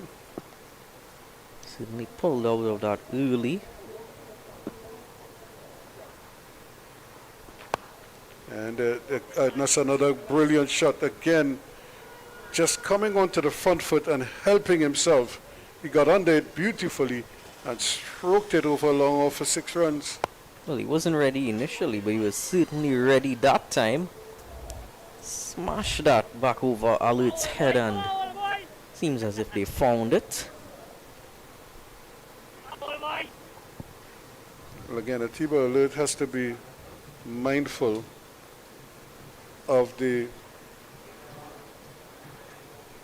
length that he's bowling, because the batsmen are just getting onto the front foot and getting under him. That's a better length. If you're going to bowl a short ball, then bowl a short ball. And although it went for 4 runs, the batsman was not in control of it. That extra piece proving to have him in a bit of discomfort. Didn't look in control as he was in that previous one that was pitched up to him. But certainly reacted well in the end to evade any fielders. Okay, so Alert under some pressure here. He has to be. And again, this one is wide. This is a long chase here, but he's given up that chase. That's 4 more. Well, he sent a special gift towards those spectators, those faithful spectators down in that tent, heating up for them. Things heating up in this run chase as well for the southeast zone. T-ball Alert has to pull things back here. Just at the beginning of that 4th over, run rate was above 14. Now into this 5th over, halfway through. It's down underneath 13 now. So once these runs keep flowing, Southeast Zone are going to continue to think that they're in with a chance here. And T-ball Alert, who performed so well last time, not helping that he's not been able to replicate that as yet. 50 for 3 now. Has to find something here. Use that experience of his. Williams had come to the crease and more or less made batting look ridiculously easy. And more again, and that 2 could go for 4 runs. There's a big chase there and he cannot pull it back. 4 more.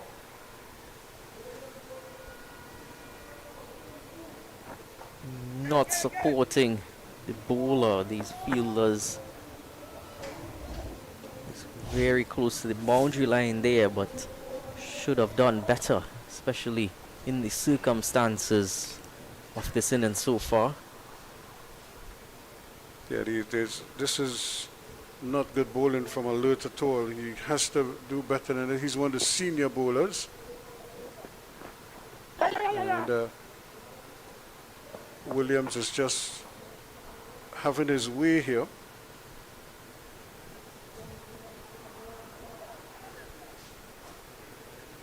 So 55 for 3 now.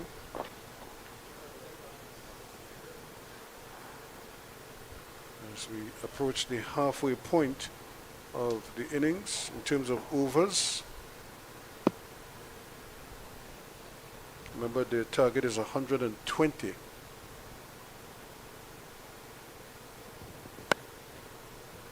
That's better from Alert, and even then he cannot prevent the single. Under normal circumstances, you'd think he would stop that and end it there, but he kind of flicked it onto his leg, and in his follow-through, the leg took it away from him, and they got a single to leave it at 56. for 3 at the end of 5. Umpire just signals that third power play over now, taking it just after that halfway stage.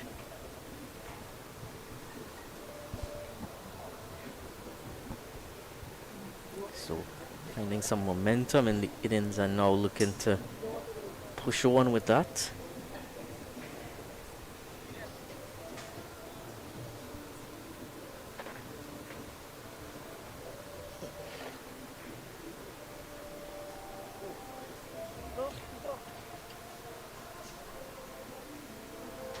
So Ashad Mohammed is back into the attack, trying to see if he could retrieve the situation here. That over from Atiba Alert really, but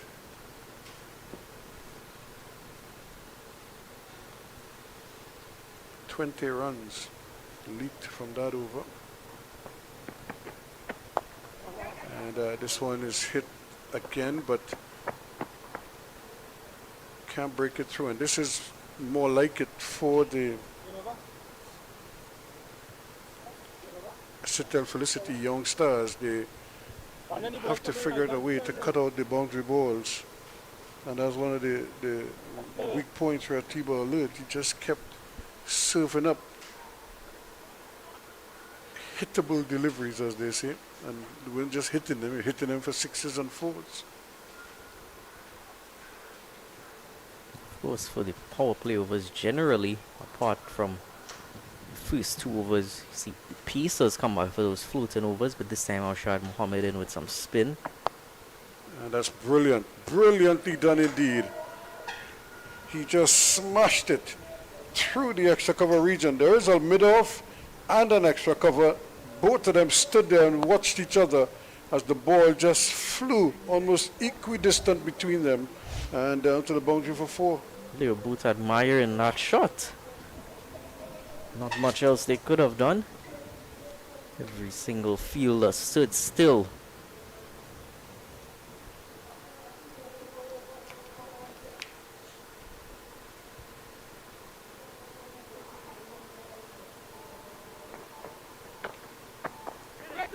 Quicker delivery and not allowing him to get under the ball as he has a penchant for doing. You can see him rehearsing the shot. Interestingly, no one on the leg side apart from a backward square inside the 30-yard circle, everyone else deep. And that is hit hard. That's going to be 4 more. Atiba Alert can't get around for it. This is awesome batting here. It's low risk options as well. That first one was pretty much a straight shot, hit through that gap, pretty wide gap as well for this bowling plan. And then this time went just towards the left of that middle fielder, knowing that it's another sizable gap between him and long on.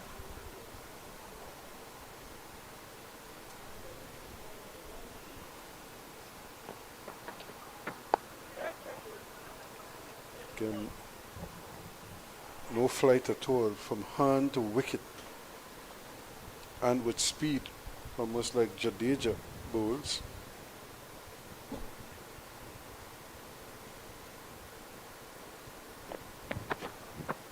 And he almost cramped him there, but they will get the single hander. The fielder is tumbling over in his anxiety to get to the ball.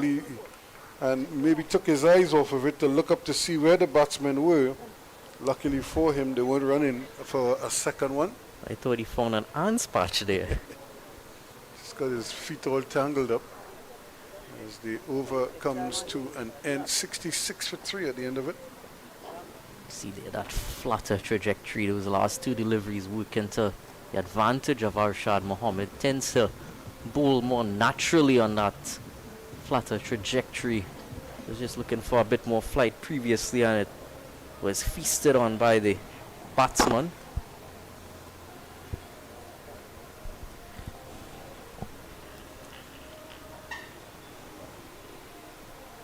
So a lot of discussion as to who's going to bowl and what, but it looks like Glasgow is going to come into the attack with his short risers. This is a key moment of the game. He was integral towards that defense yesterday.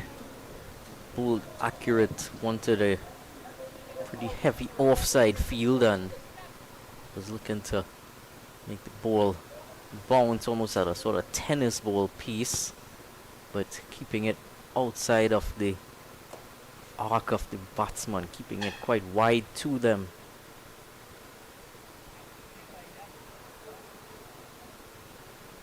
We'll see what he's able to achieve against this man who's been very productive since coming to the crease.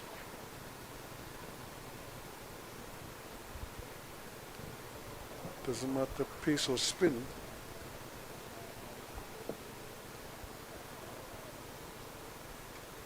And he's going again. That's not a bad shot. This one is in the gap. He mightn't get a boundary. Really is quite unique what you get here from Glasgow. You see so many spinners in modern times have longer run-ups, and what you see here from Glasgow's bowling seam up. Not something many batsmen tend to face. And that's a wayward, and that's gone for 4 wides. That's the last place he'd want to be bowling any deliveries at. Not at all to the plan that he's trying to execute. Yeah, that's a bad ball. The keeper never had a chance.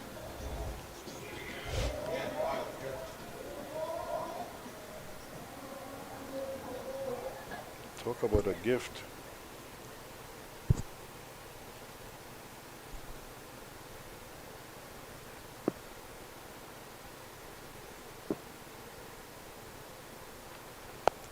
And they're going to go for 1. They might get a second if they hurry. Yes, they will. And that's good running. The fielder out in the deep under pressure to try to get to the ball quickly. In the meantime, the batsmen help themselves for 2. Didn't look to hit it too hard towards that fielder. Allowed himself the extra time to get back for the second.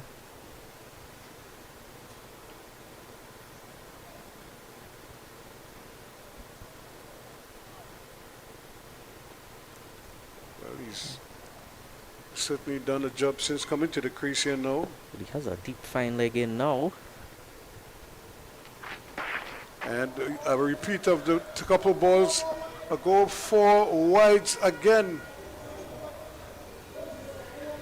That deep fine leg ran way across. The keeper not able to stop that on its way down. Can't fault the keeper too much. That was certainly the fault of the bowler. Second time in a row. Yeah, he's going to have to come over the wicket because he's tugging the ball at an angle. And if you look at the angle he's bowling from, if he's targeting the stumps, the ball is ending up quite over on this side. So he's not even like a stump away. He's almost like 2 wickets We off. certainly listen to you here. He's completely shifted the field, had the leg side deep, brought them up now and sent out many fielders deep on the offside. And this one is in the air, but it's going to land safely, or does it? Well, what a catch. The bowler really looked like he was never going to get there. But would you believe it? He just turned and ran in Glasgow. He took a brilliant catch down at this end. And now this one is even better because his back was facing where he was actually bowling originally. Had to sprint. And what a glorious catch indeed. He just put the mittens out there and the ball fell in it. And that's the big wicket of Williams. Goes there. It's 80 now for 4. Change of ends, change of fortunes. It almost looks as if he was jogging towards the ball, and when he caught it, got some extra energy. Looks as if he wanted to run off and leave the field, go search in the bamboo patch. It's definitely an important wicket here for Glasgow. Again, that short delivery. Looking to hit it straight with that cross bat, but not able to get enough timing on it to take it over the rope. The thing about it is that nobody else was going to get close to that, so it had to be him. And what a fantastic catch. That's two brilliant catches in this inning so far. Both of them to Glasgow. So 80 for 4. Keeping that run rate in check. They're actually ahead of it at the current moment. Just need to make sure that remaining batsmen on their team just look towards getting there comfortably, not trying to rush along. In the end, it's only the result that matters in the semi-final. Can get there in the last ball if they please.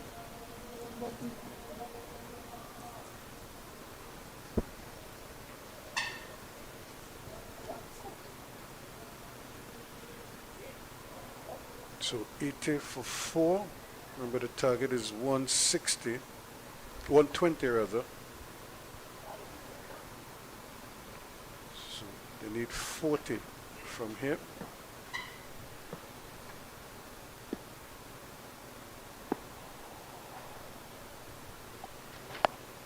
And this is going to get him off the mark immediately.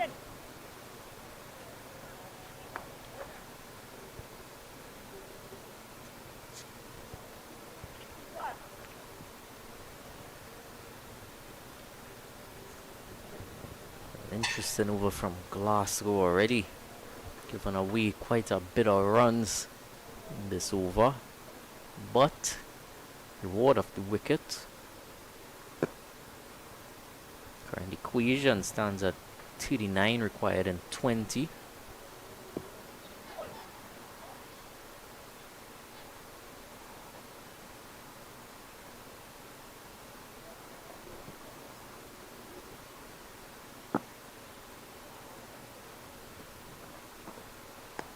Gonna have to do that one again. A bit too, well, getting a bit too funky with those deliveries, those short deliveries. Wide And again. Yep.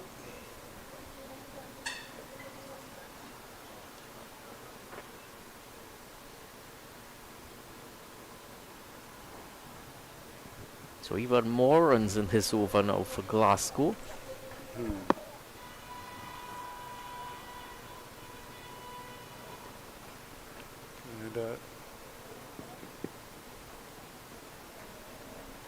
another single out in the deep.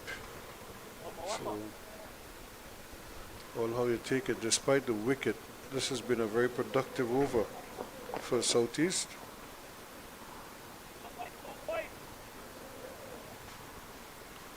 So, and still they have one ball left in the over.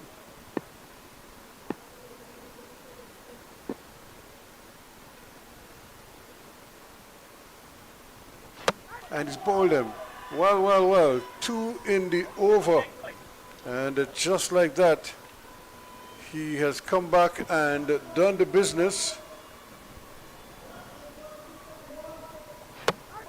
Well, it's really something you would ask before the over is whether you would take those 2 wickets if it comes at an expensive rate, but now 5 wickets down the southeast zone, looking in a bit more of a wobble now.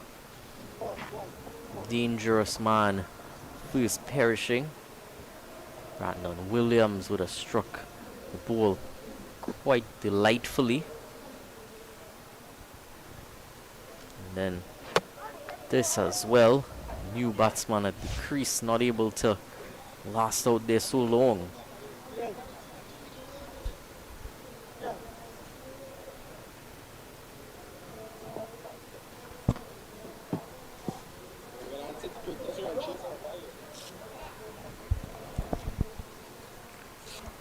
We haven't seen Dave Mohammed look like he wants to come in just yet.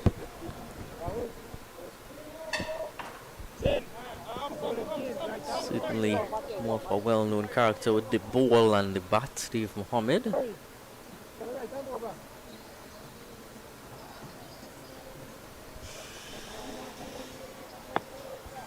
So 86 for 5.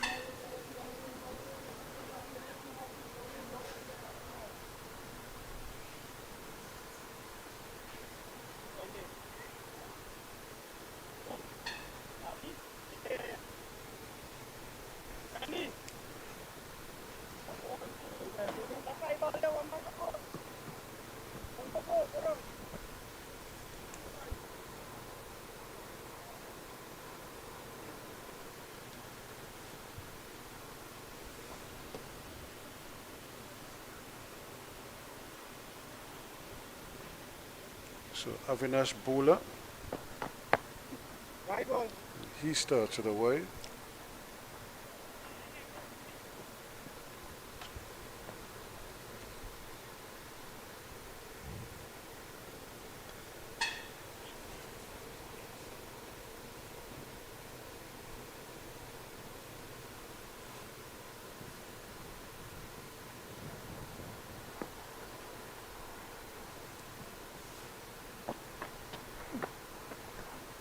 That's a better delivery. He is getting a little bit of a way movement.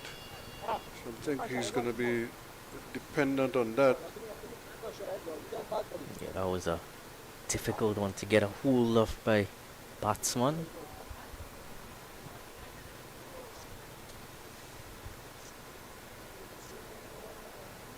Listen.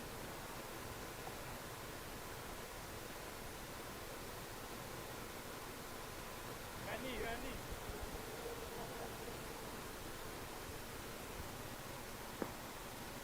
He comes again. And that's a good shot. But again, close. He was flirting with danger there. And luckily for him, just got it out of the reach of the man at that short cover position there. Certainly would have been wondering for a few moments, that short cover fielder, whether he could grasp it or not.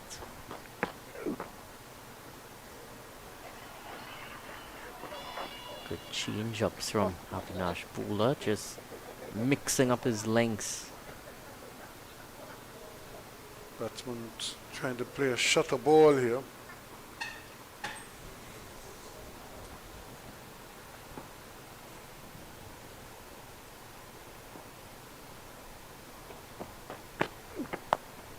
And Atiba Alert is out in the deep, and again he bobbles it. Not for the first time that we've seen him do the identical thing, where he gets to the ball early but doesn't pick it up cleanly, and the batsmen punish him by running a second run.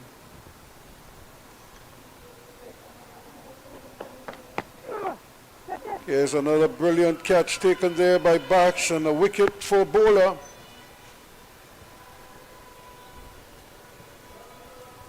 Just a change in momentum here in this over from Bowler. Heavy edge there.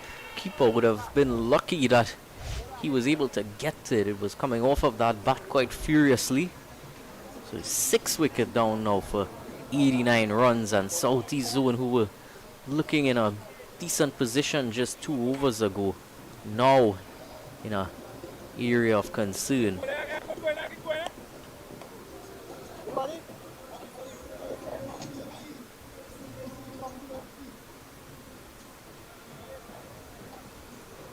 So Bowler taking matters into his own hands here and getting the job done with a crucial wicket. Certainly wanted that, certainly as a captain. He was very pleased with that, and certainly brought his team back on top now. That little away movement that he's getting is what probably did in the batsman there. He went swinging and got a thick outside it. Good catch taken. The wicketkeeper had it covered, and he accepted it quite nicely. Quite useful stuff here from Bowler, and using that wind to good effect, changing up his lengths quite well. Again, also off of a relatively short run up, Right time over. One left. certainly longer than Glasgow's.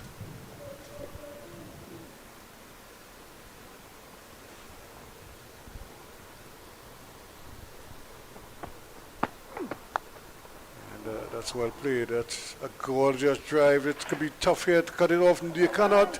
It was nicely played into the gap there. Both fielders converging on it on either side of the ball, but neither one could get down in time, and the ball just flew past both of them. And thankfully they avoided a collision, but that was a real recipe for a head-to-head there. But luckily they avoided that. That ends the over, and it's up to 93 for 6 now at the end of it. Too full from the bowler, but well placed by the batsman to get it through those two fielders who were just as close to it as they could have been, but not close enough.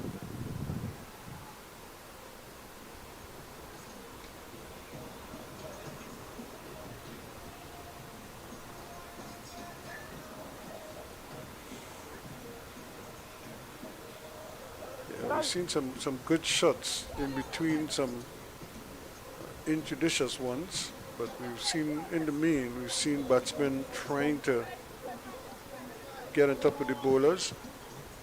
But here's the predicament for them. They only have 12 deliveries left. And they need 27 runs.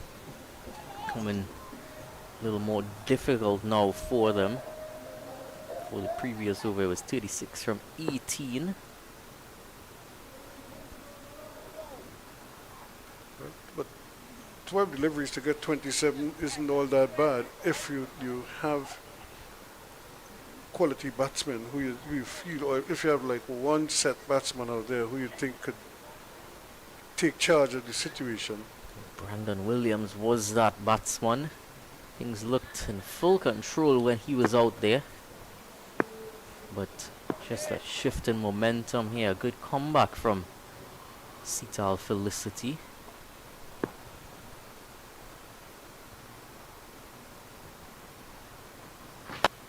And here's another one. And only a single, so that's not going to hurt. Parag would love to keep things tight here. Maybe keep it under 10 in this over if he can. If he can get a couple of wickets, that would be ideal.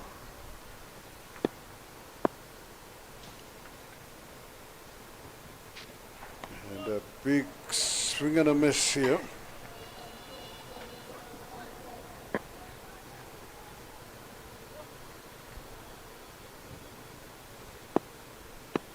Pressure being applied in the field and from the bowling overs we saw before now. And again, and well, can't seem to locate the ball. But he's trying to drag a ball from outside the off stump down behind square. And that's probably his limitations as a batsman, because he cannot, it's almost like he cannot play through the offside. He has those two men at cover and point, just making him feel a bit more cramped through the offside as well. And another one, that's 3 in a row that he has been unable to catch up to. That was a quick delivery though. Not third time lucky for him, getting an edge on it though. Bowler that is.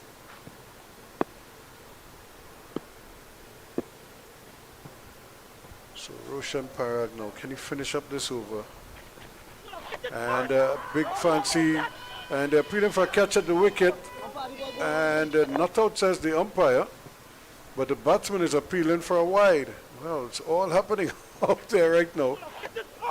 He went outside the off stump, and the umpires are obligated to follow the batsman. He was the one who took his life into his own hands there and repositioned himself. Oh, 5 dot deliveries. Penultimate over. And this one is hitting, he's running, he could be out, run out, and just made it back in time. But what a brilliant over that is, because he couldn't get the ball away. Now, where is he going? He was, I'm not sure, he figured out where the ball went.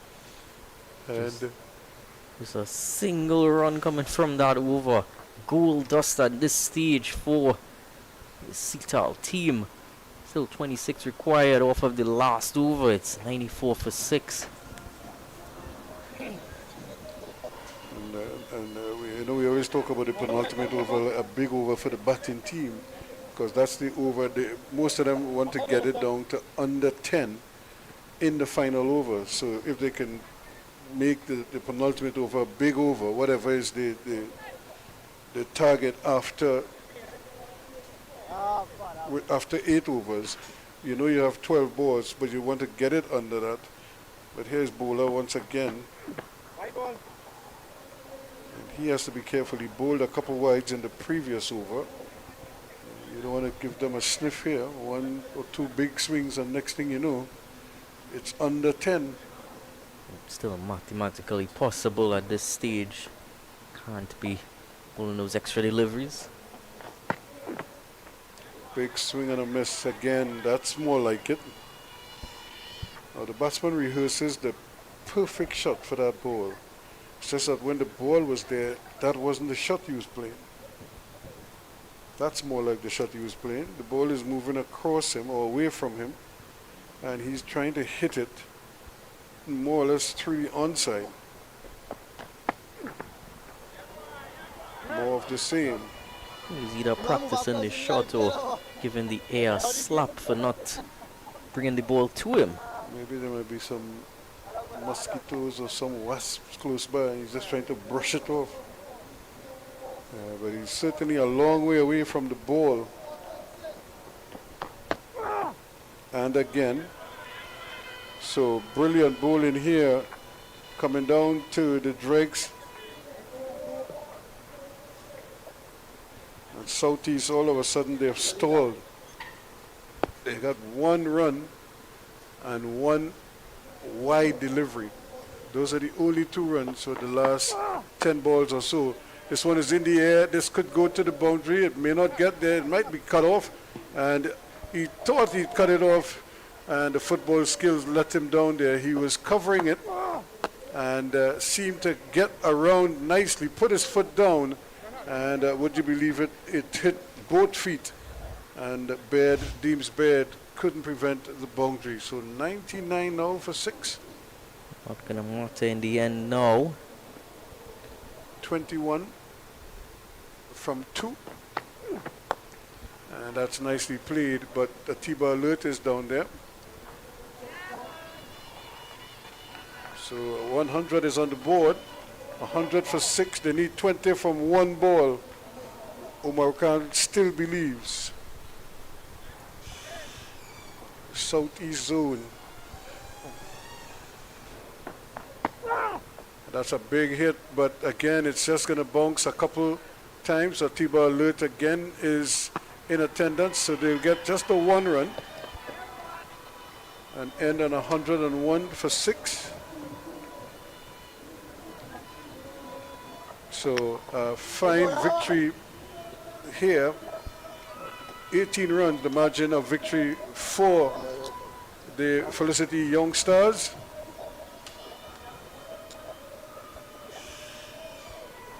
Brilliant performance by the Seatal Felicity Youngsters.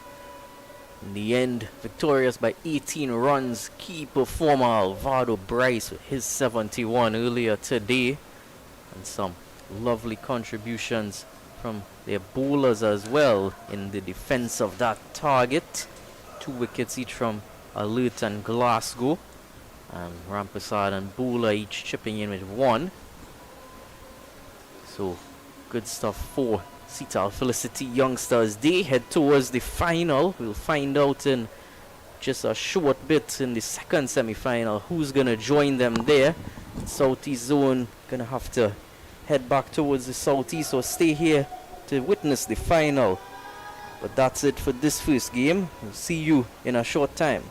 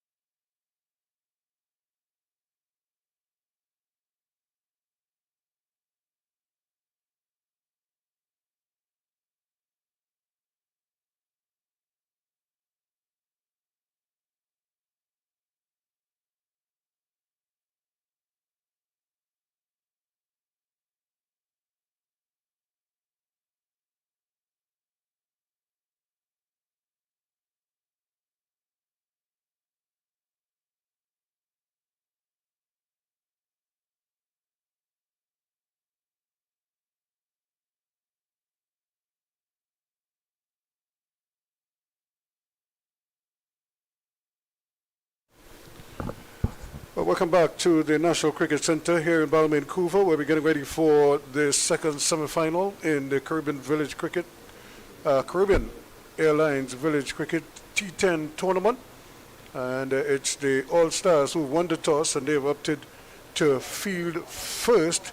And what that means that the East Zone will be the ones batting first in this encounter.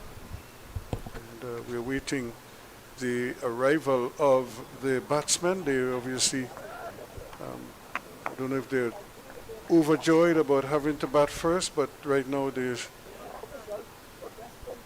still in the dressing rooms, probably getting their final bit of instructions before they make their way out in the middle. The winner here will no doubt be anxious to get a crack at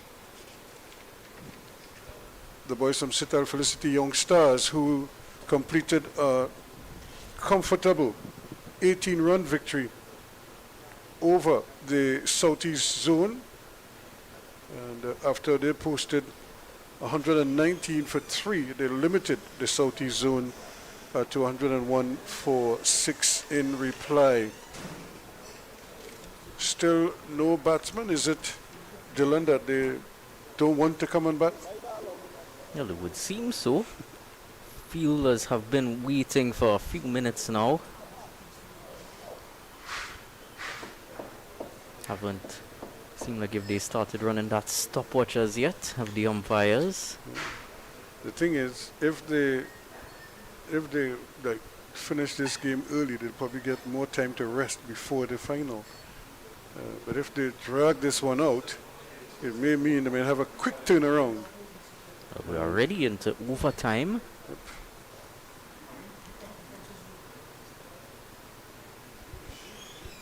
They are now making their way out.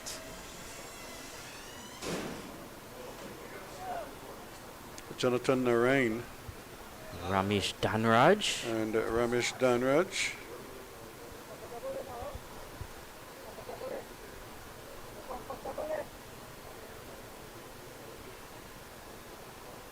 Of course, we know what Dhanraj can do. Saw him quite powerfully yesterday. Also chipped in with some handy contributions with the ball.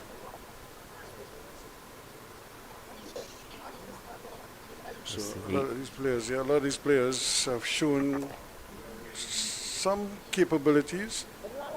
And, you could kind of separate one or two on each team. You have a couple who are stand out, either with bat or ball or both. Dhanraj yesterday with his 35 from 15 in the chase. And 2 for 5 in his 2 overs. Certainly no need for Dhanraj to be laying anything out there. He's definitely looking to push on from where he left off yesterday. All Stars opening with Amrit.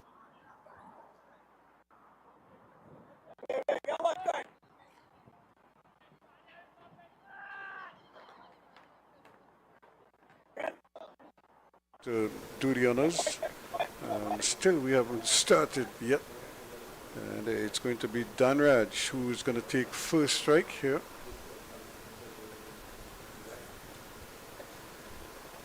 I recall yesterday we would have seen 2 different colors of pads for Dhanraj. And the first ball, he's looking to smash it through the offside. He has on his lucky pink pad today yet again. Jonathan Narain now. Left hand, right hand opening partnership for the East Zone.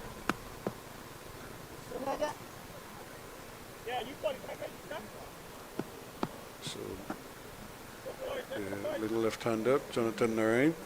I say little only in height because he's fairly well built. Packs a punch when he wants to. Seemed like his favorite bat because there's a lot of tape all over the bat. Brilliant keeping from him yesterday as well. Flirting.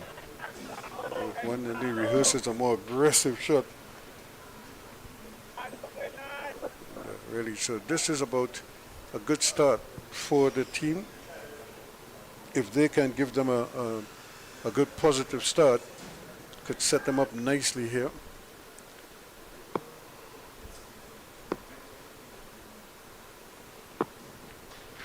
And that one just guided away from Akil Clark. Didn't have a chance. And Billy, Nikolai Billy, doing the honors down at third man.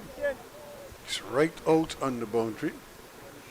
Well, batsman off the mark, any early nerves might have just dissipated now. Good educated shot there, just using whatever pace was on offer to guide it down to that deep fielder, Ramesh Dhanraj now.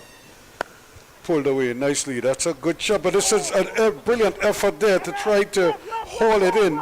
And the ball just came out of his grasp, probably when he hit the ground, but he went flat out at mid-wicket there to try to haul it in. And unfortunately, it just didn't stay in his grasp. All-star effort for the All-Stars Dylan there. Das is the man, it looks like, who is making that effort.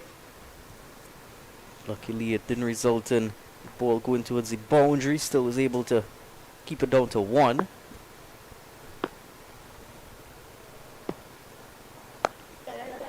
And that's another well-directed one. They go for one.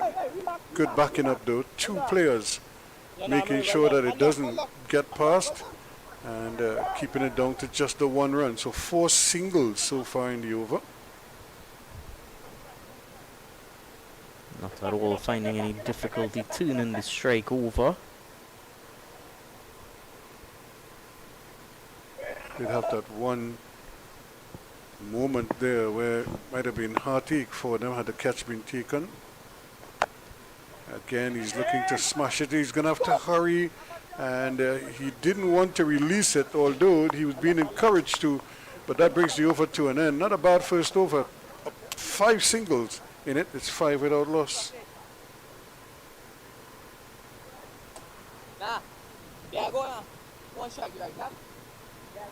Those 5 singles to kick things off. Consistent changing of strike. Many bowlers in the longer format really dislike when batsmen keep changing strike, especially left-hand, right-hand combinations. But in T10 and T20, you might almost say it's an opposite, because you always want to make sure you're keeping those boundaries away.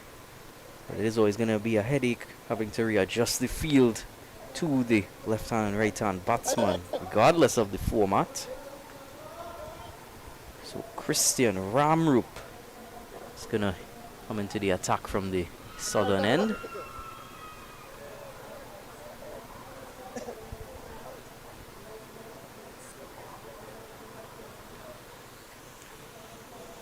So an opportunity here for him to get something for his team. And wide outside the off stump. Nothing, big shot offered there, but no wide signal. And every time the umpires don't signal away, the batsmen look at them with strange looks. It's almost like it's an unwritten law.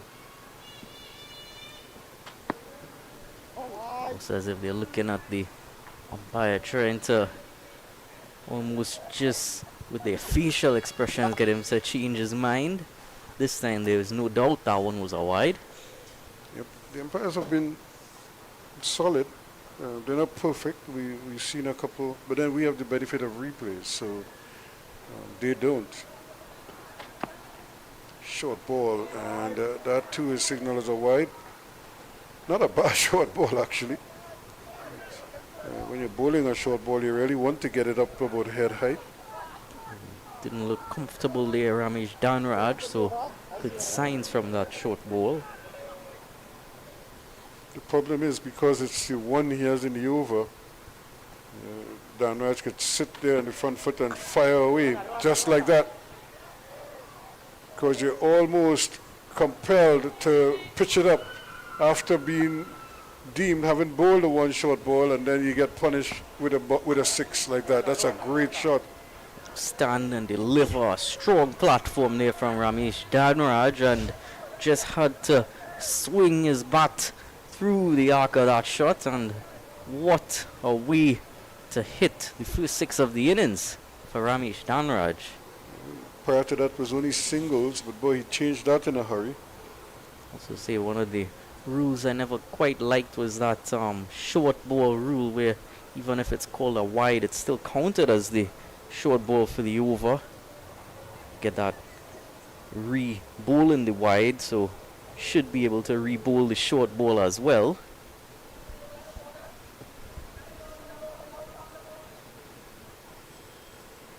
So I think the ball is back in business.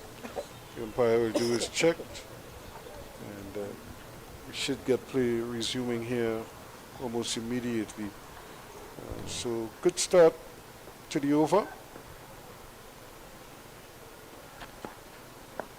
And this one turned away, and chance at a run out, not in time.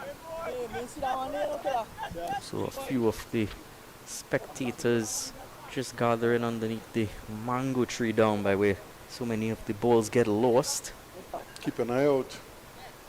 They might just be there as backup to keep things going at a good rate. Or they might be there waiting for some balls to practice with in midweek. I'm seeing them in blue as well. I'm trying to figure out if they're any of the CETAL players from earlier. Hit it by me here, get a practice ball, call the third umpire for a replacement. So delivery down the leg side again. So he went around the wicket this time, and still not able to get it right. Maybe that left-hand, right-hand combination causing some consternation for him. Always that extra precision required with that left-hand, right-hand combination. And this time it's cut away nicely, but once again the field is well set, limiting him to just a 1 run.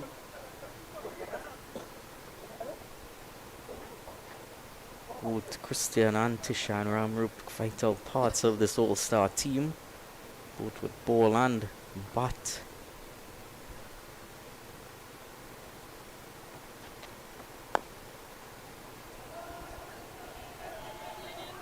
What a display here from Ramesh Dhanraj. It's going again in that same region. He just likes it there, and see that's the problem when you bowl that short ball early. The batsman is almost, he knows where you're gonna go, and he's just waiting. First time up was over the wicket. Ramrup changed round the wicket, tried to see if he could cramp him for any room, but again on that half volley length and easily through the line of that Ramesh Dhanraj in a mood fit in 6s.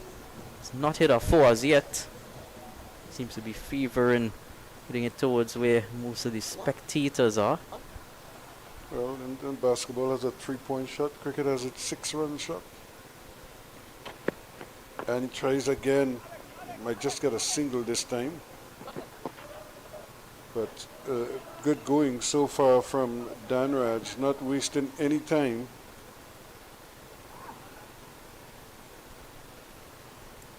So the end of the over 23 without loss.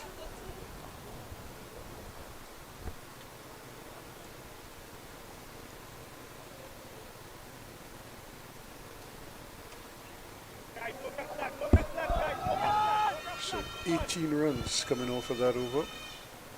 Pretty expensive over. And when you get a big skyscraper like that early in the innings, it augurs well because you're telling yourself you're ahead of the game. And if you can get 1 or 2 more along the way, you'll be sitting pretty, as they say.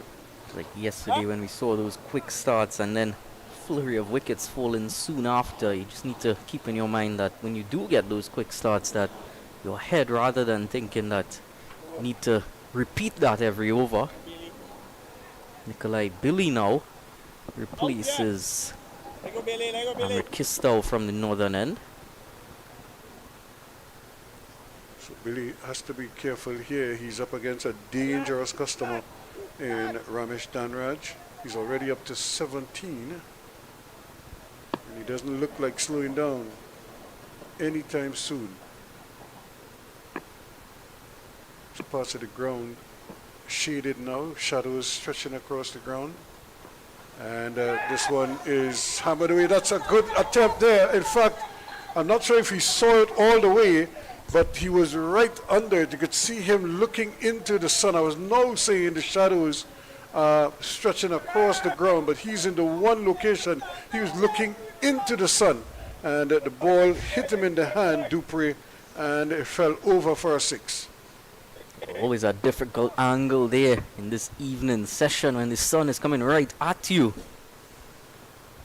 Another short one. This one is in the air. The bowler this time is trying to track it down, but he can't get to it. So Danraj living a bit of a charmed life here now. Almost might have to wonder as well, when you look at the toss result, choosing to bat second, they would be in the prime period of the twilight when artificial and natural light sort of fighting with one another, and might fancy yourself to bat in that period when fielders might just be scrambling to find the ball.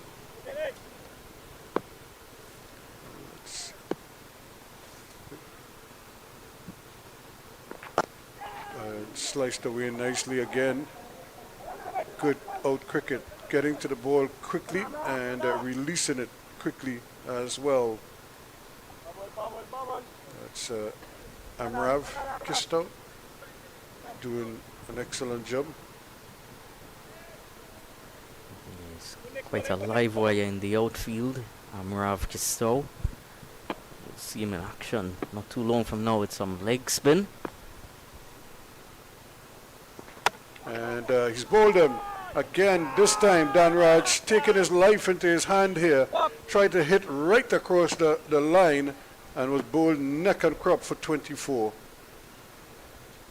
Just targeting the stumps, looking to go straight and getting his reward. You miss, I hit. Nikolai Billy, his first over coming into the attack to replace Hamrit Kastawa and getting his wicket to the 1 for 1 as Ramesh Danraj departs.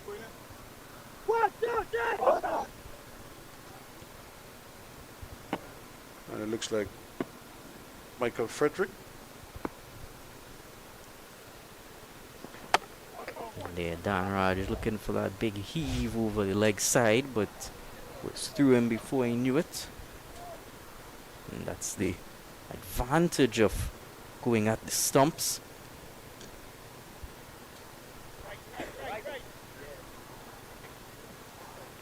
Yeah, he was right up at him. Now, had he driven that, probably say to mid-on, he probably would have made contact with it, even if he got a single, you know, but he went right across the ball. And again, he lost his shape because he was kind of opening up like that, obviously trying to muscle the ball away. I would imagine when he saw it on the leg stump, his eyes probably opened up wide. Say, I'm going with this one. From what we've seen so far throughout the tournament from Danraj, that is the role he's given at the top, so his team wouldn't fault him for trying to go at everything. A little bit of a false start here. Not sure the batsman didn't seem ready, but Frederick is out there.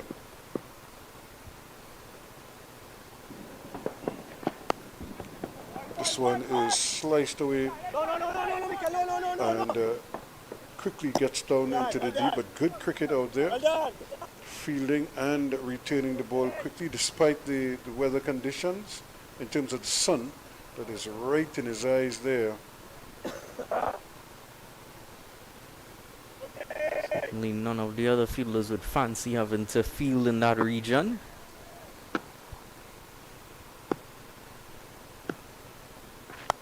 And here's another one just peeling off. He's coming into play again. Can he limit them to one? And he does brilliantly. Had to come off the boundary, and again he's looking into the sun, so he's probably not seeing the ball as readily as some of the others might be, but he did very well. 33 for 1 now after 3. Kept on following him through that over after he put down that chance was always going to be difficult for him, almost as if you're looking at a white ball, trying to sight it coming through a ray of white light, or, well, in this case, more yellow light. Regardless, it's never easy on the eye. So it looks like it's Dylan Das who's going to pick up the attack now. Even from my position, just a bit of sunshine to the left, out of the corner of the eyes, and that as well is also just a bit distracting. So having it come full blast at you out there in the DPS's and just in front of his eyes, try to shield some of it.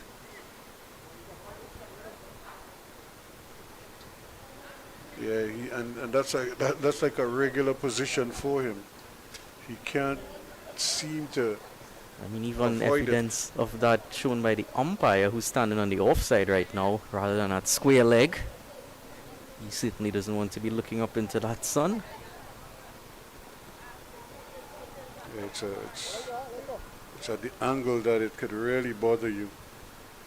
Not so much at the batsman. They're facing north-south. Good delivery though. One, easy. First up. I guess that's why most grounds generally have a north and south end rather than east and west. So the batsmen are the ones who benefit from it. The fielders, especially the ones at point and square leg, they are the ones that could have some issues. Because when you're bowling at one end, the sun is in your face on that end, and then you're bowling from this end. If you're point over at square leg, nicely played again, but there is cover out there. They go for one, they're coming back for the second, they return. It's a little bit wayward, and but they will only get two. All the same, good cricket, good old cricket, though getting to the ball quickly and releasing it. Nikolai Billy not dwelling on it. They were certainly running well. Looked as if it had two on offer, but the throw was main point of concern. And that one looked like it kept a bit lower. see if he can get some spin off of the wicket. One. Again, Go for the keeper. Back up. Sun has just dipped behind a cloud now. Hasn't fully made its way out of view yet. even in the adjoining ground, the Adobolan Stadium, the lights are on there. Football action over there. Lights are just warming up in that ground. One of the more old-fashioned lights. A little bit of leg spin here, coming back in at the left-hander. Does well. And immediately they set off a single. Quick running again between Orion and Frederick. Continuing that trend we saw in the first over, the quick singles, and now Dylan Das putting on some decent displays with the ball, at least trying to eke out a single when they can against him.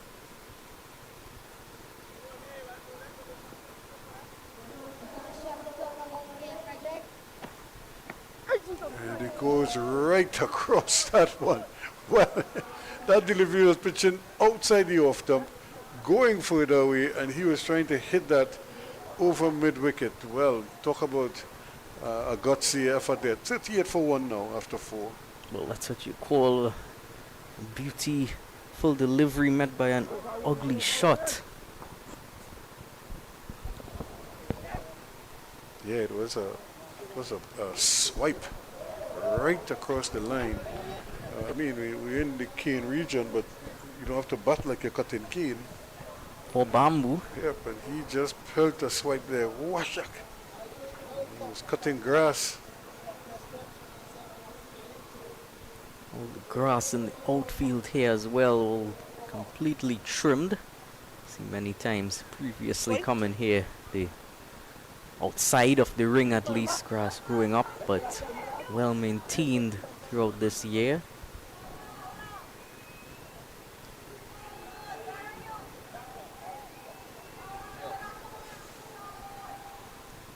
Well, looked like he's discarded the helmet, and Frederick has called for his cap. Will be his lucky cap. So Billy is going to continue. 10 runs off the first over, but that crucial wicket of Dan Raj. And he might get more here. This one is in the air, and the catch is dropped well. That's the second one they've put down. And living a charmed life here is Narayan. Well, you'd see he did the difficult part quite well, running and trying to catch it from over his shoulder. Looked in decent control, and the ball seemed to have gotten to him, but it's just afterwards trying to control that momentum of running at it with high pace. That's a Captain Ramroop who couldn't hold on to that one.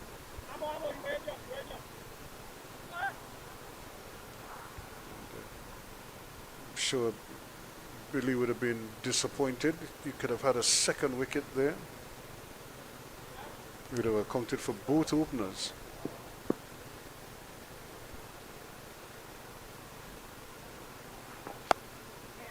And in the meantime, these two are continuing to pinch singles. Almost off every ball, they're able to scamper for quick singles. They're playing the ball well too. Once they play it in the deep, they know it's easy to get a single, and they're running hard, so it's aggressive running, giving themselves the possibility of a second run on every occasion. Comes in again to Narayan, and this one again cutting across him, but he thought about throwing it. He didn't want to throw it, and then he eventually threw it. But by the time he released the ball, the batsman was pretty much in his ground, so he just gifted them a run. He would have been better advised to just hold on to it. Plus, he has his glove on, so it's difficult. I don't think his release would have been the ideal kind of release.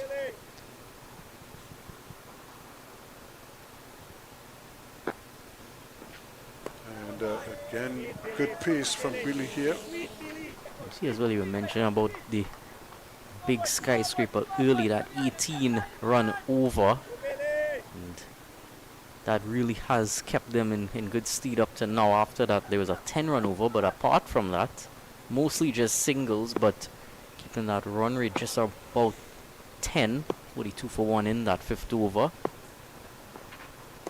That's another good delivery. They're reaching for it outside the off stump and not getting through. And that's good bowling, teasing him outside the off stump, having him go out there to try to fetch it.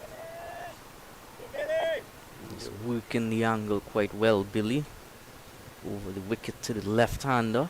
It's not the first time we've seen Narayan kind of flirt outside the off stump. So you see the lights just begin to warm up now. Again, and that's good bowling because the batsman cannot catch up with it as the ball angles across him and goes straight to the keeper. The end of 5 overs is 42 for 1.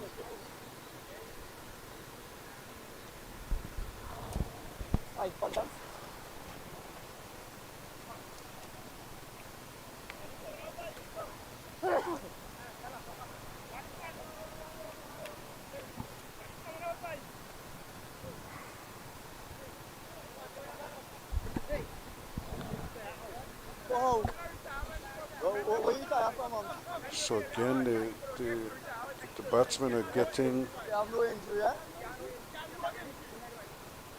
I'm not quite sure what it is. He's walking off the field. I don't know if he's going for his helmet or what, but he has the helmet in his hand. Well, I'm confused. This is an impact sub that we're looking at. You see no need for him to run off the field, especially since one of his teammates. Yeah, he is like retired. So I was right on that suspicion there. he hasn't been getting going, Jonathan Narayan, and that last over just seemed to be the last straw for his team, wanting to pull him out of the attack after seeing him not quite able to come to grips with what Billy was putting on display. But Billy's spell is also over now. 1 for 14.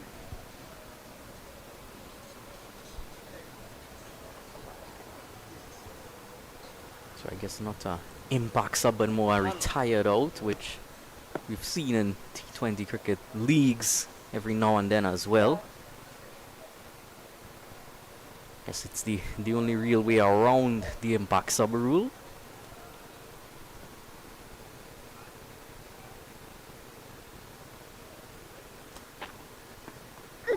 And well, that one went perilously close to the stumps. And well, he made a meal of that one because he had it in his hand when he fell over the boundary. That should be 4 runs. And it is. It's not the perfect shot there from Frederick. And but you could see the fielder getting to the ball and then taking it over the line. Christian Ramroop. I wouldn't. This is better. Wouldn't even matter what shot Frederick played there, as it was never in contact with his bat. Or was it? Seemed it was. Wasn't. It's, the one that went down to what was eventually was fine leg, came off an inside edge and went down. Could have hit the stumps on the way through. Didn't. Sworn I saw the umpire signal wide there, but mine just playing tricks on me. So now Kevin Laltia. The captain wanted to get in on the action. And, immediately he's off the mark. But he's not running as aggressively as Narayan was. That was the one key thing between Narayan and Frederick. They were consistently turning over the strike. And that's hit hard. They may get a second run here now. Once again, well, the they running. could've. Yep, the running was not as aggressive as it was earlier. And what looked like a certain 2 there. It never looked as if they were going for 2. Always looked like they were comfortable with 1. You think that the man who was running towards the non-striker's end would have seen that the ball was really in no man's land. Very wide, that delivery, but a lot of backup in the deep there. Restricts them to 1 again.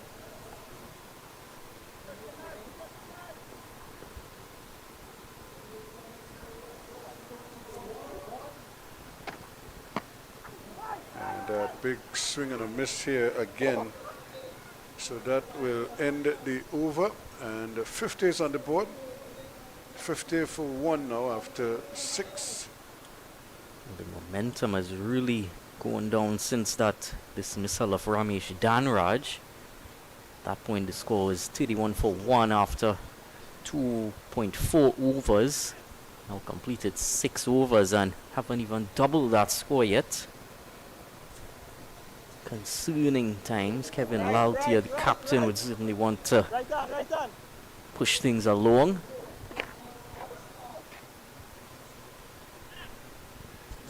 Tishan Ramrup, the captain of the East Zone now, of the All-Stars now into the attack.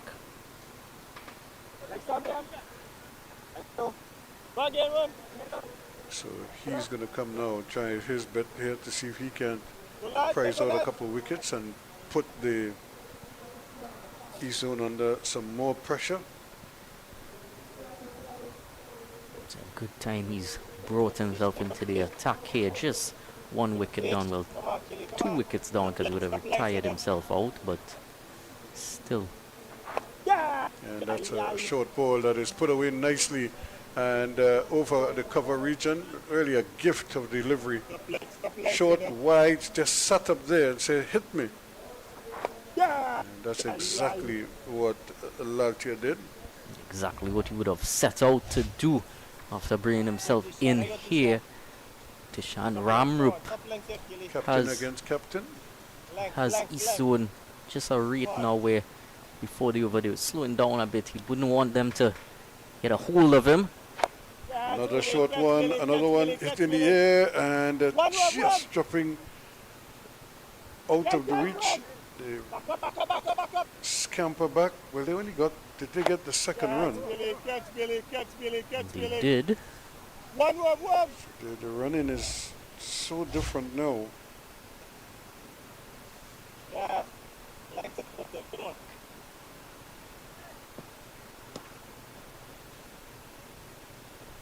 Another short ball, and that one is hit in the air and it's caught down at long off. Well. A short ball, really a rank long hop.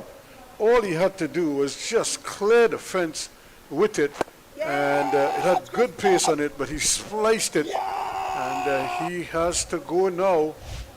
Exactly what Tishan Ramrup would have wanted. Bring himself into the attack. Just as we saw a bit of a slowdown. Was not thrown off guard by that boundary earlier in the over. Not the best delivery to get the wicket with, but came off the lower portion of Laltia's bat and resulting in an easy catch there for Nikolai Billy down at long off. So yeah, it's 56 for 2 now, and really a gift, if you had to call it. Look at that's like a half tracker, and all he had to do was get it over, get under it. You see there as well, he took Jonathan Narain out of the attack. He basically gifted a wicket there because as far as general cricket rules go, he won't be able to come back unless he had an injury. So that was a free wicket, and then he's given his wicket away as well.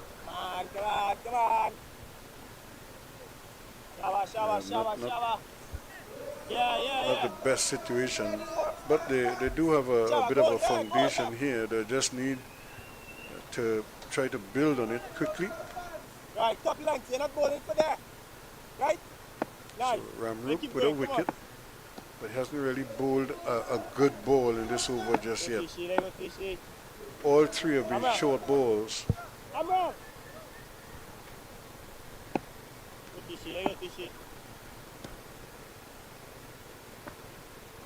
That's better, but driven nicely. They'll just get the single, so there's good feeling. And again, the running is not.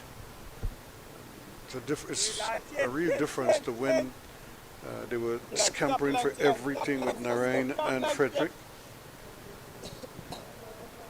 They're trying their best to push the fielders, take advantage of any sloppy fielding on offer. Again, driven into the deep, but because the running is so sort of lax, not really aggressive, it's just kind of pedestrian. Even a bubble in the outfield, they can't take advantage of it. Length is important. Very noticeable, this decrease in intensity of running.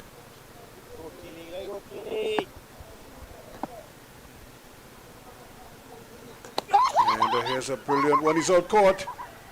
Just pushing forward there, Deodat, and he has to go for one. That happened as quickly as ever there. So Clark doing a fine job behind the stumps. What a catch that was from him. Reaction time on display. Had no time to think about it, really just a reaction to what was coming at him and placed his hands exactly where they needed to be. You look at it again, he's coming forward there, might have just gotten a feather edge, and brilliantly taken by the wicketkeeper Clark. But now, with 7 overs completed, it's 58 for 3 now. 2 wickets in that over from Ramrup. He got his opposite number, and he got ready to do that for good measure. Just as I was seeing before that over, chose a good time to bring himself on and delivered upon that responsibility.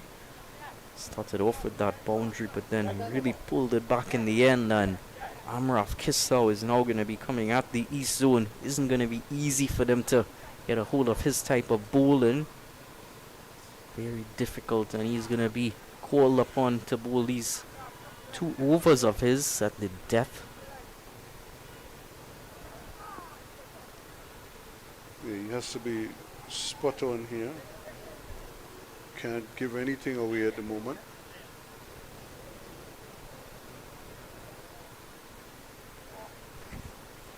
Now is not the time for freebies.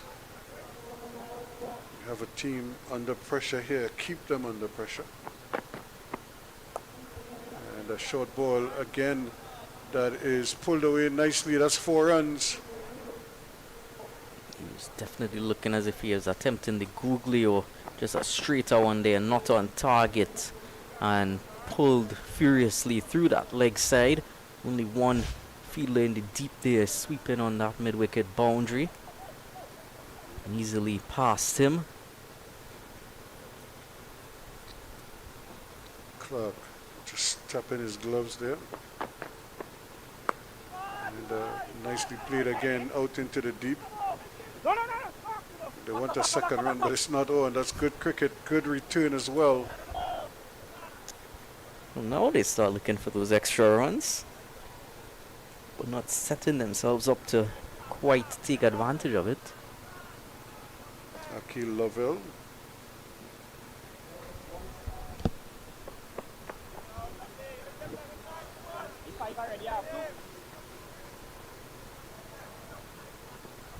It's a big, strong man. If he hits it, could travel.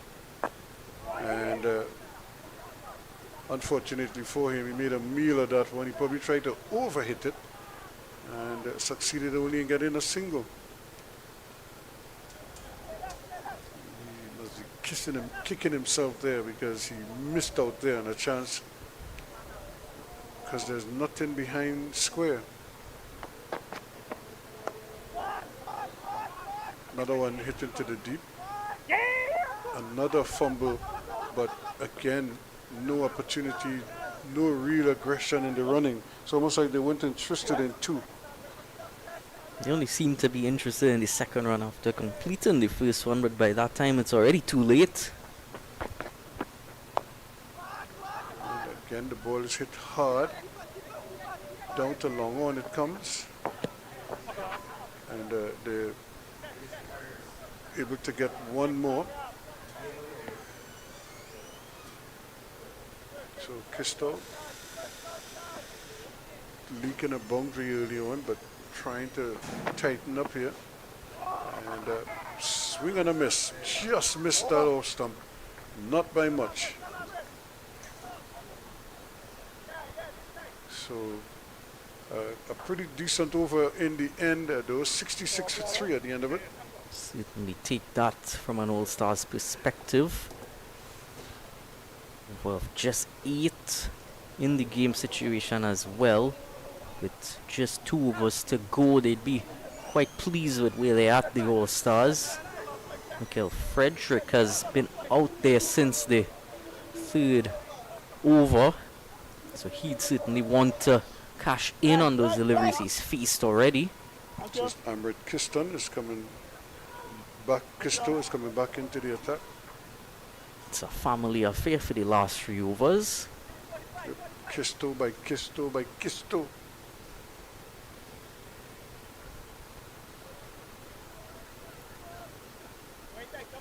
Critical part here, you don't want the batsman to get under these deliveries. If they could get singles, fine, but don't let them get under the deliveries at all and help themselves.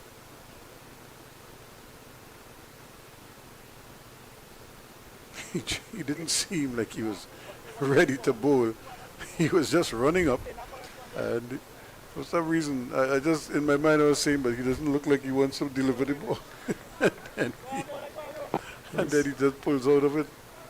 A bit of fun here for Amrit Kisto. Edged, and just gonna get the one run. That's okay. I don't think they can be too worried about that. I've been looking at this kit for the All-Stars, and from the back it looks like it's a Guyana kit, and then from the front it looks like it's a Rajasthan Royals kit. Very interesting design there. It really hits you when the players turn around. Two-face. Another one. The bat is loose, but that's going to speed away down to third man for 4 runs. Well, if he had hit it with one hand on the bat, I would have said it was a one-handed shot. So how do I describe that one where both hands left the bat actually flew out of his hand? A half-handed shot. The bat. Yeah, I think it's safe to say he threw the bat at that. He got 4 runs though. It worked.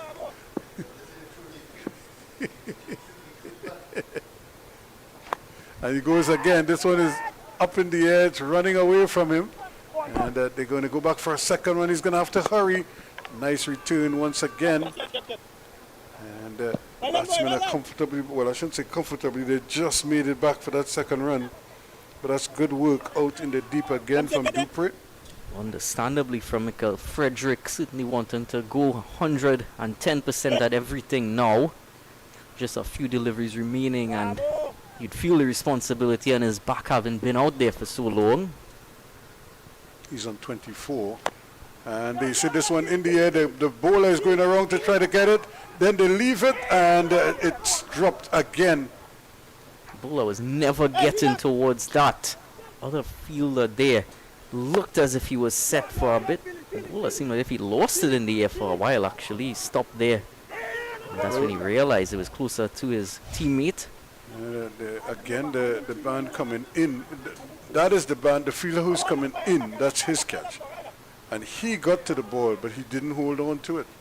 And then he's upset with the bowler because the bowler was trying to get there, thinking it could have fallen to him.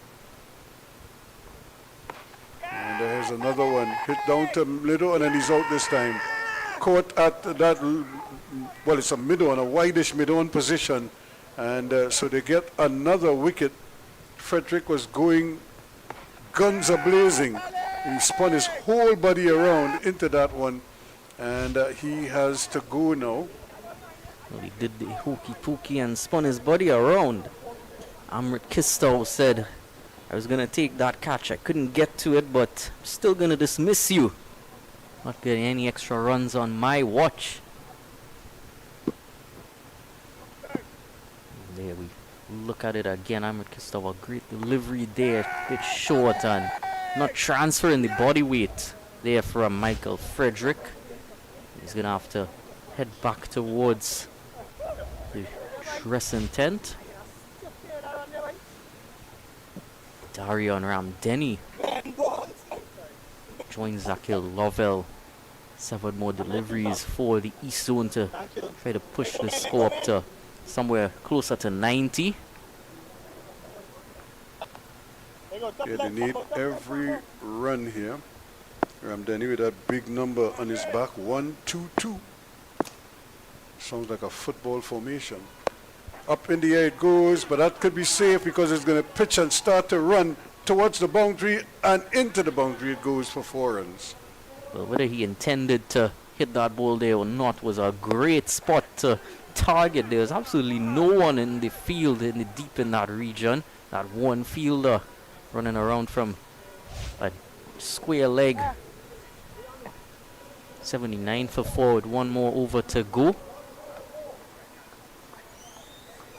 It is kind of puzzling that you're bowling a fast bowler and you don't have either a deep backward square leg or a fine leg. We've been on and on about the fine leg, but now going without either, especially your frontline bowler who would have opened the innings for you as well. I mean, think of what just transpired there. If you had a man at square leg or wide at fine leg, he probably won. He might have had a chance at a catch, or two. He probably would have had a good chance to cut off that delivery. But somehow, and he's not the only captain. It seems like all the captains are reluctant to invest in those positions.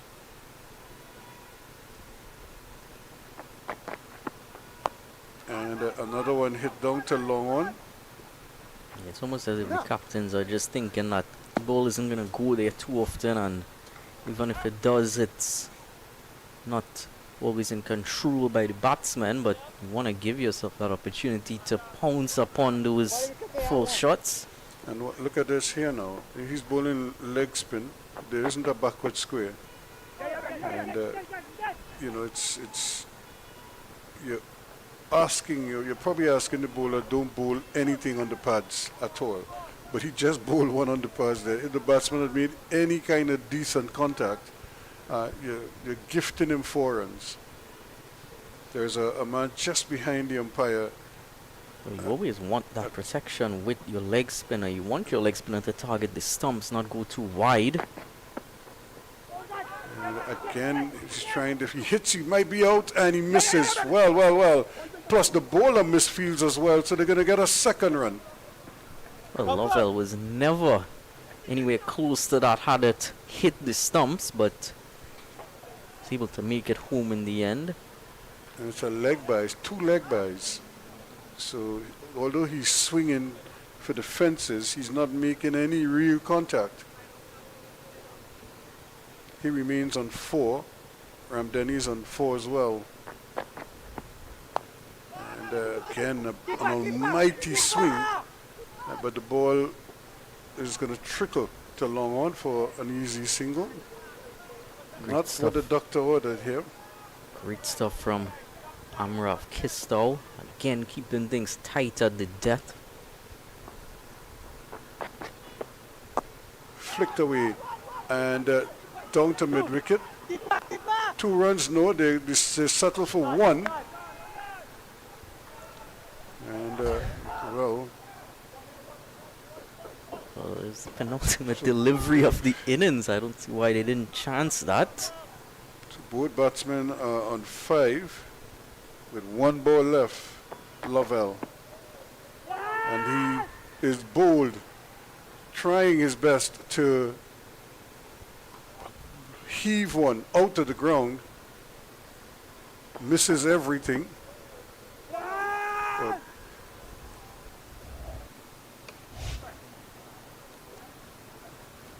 a real turnaround here after the start we saw was rollicking start we saw from Ramesh Dhanraj initially 24 from 11. Mikhail Frederick chipped in with a handy 26, but a bit too slow. 19 deliveries that cost him.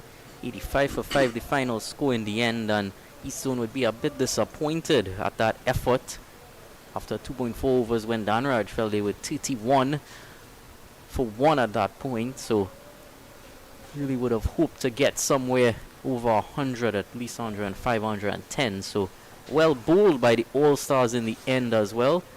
They are going to be chasing after 86 runs when we join you back in a short while.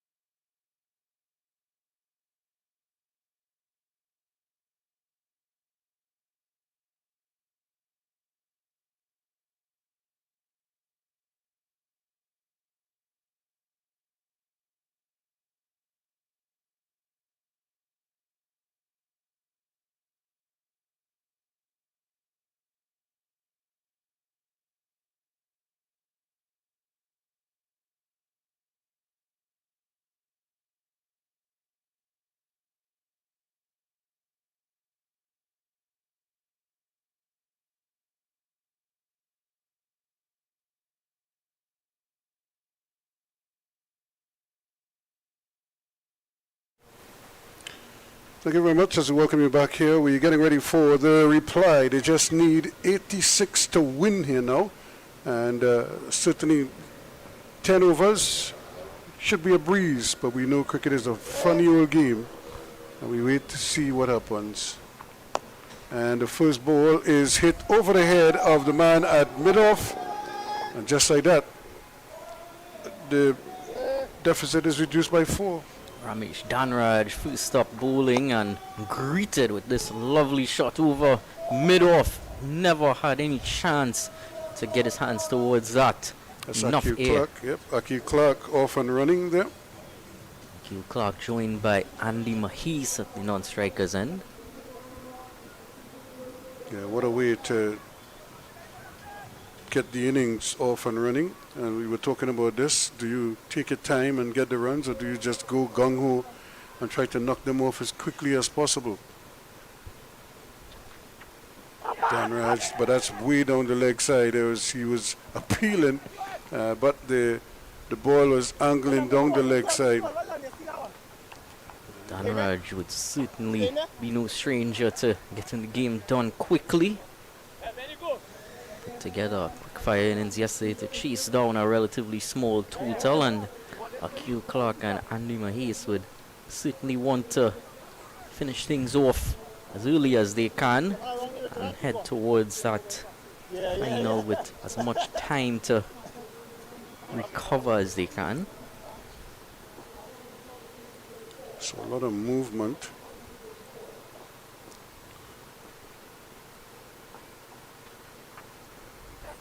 And again, played out into the deep. They think for a moment about a second run. There was a bubble, but they decided against risking a second run. But this is a good start for them. They got the boundary early, and now they can just chip away here. The rest of this over, unless you get something that you really like, and you could put that away. There's a danger man, Ramesh Dhanraj, at the bowling attack. So what he could do yesterday. 6 without loss. And he's going again, but this time he doesn't hit it with the same power as the one before, and luckily too, because now the man is back on the boundary at long off. He probably would have hit it straight down his throat.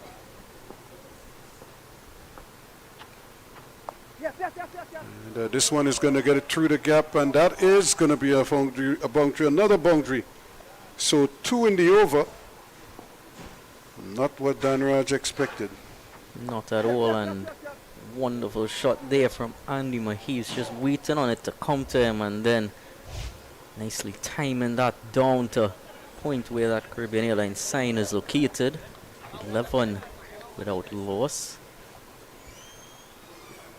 Both batsmen scoring boundaries in this over already.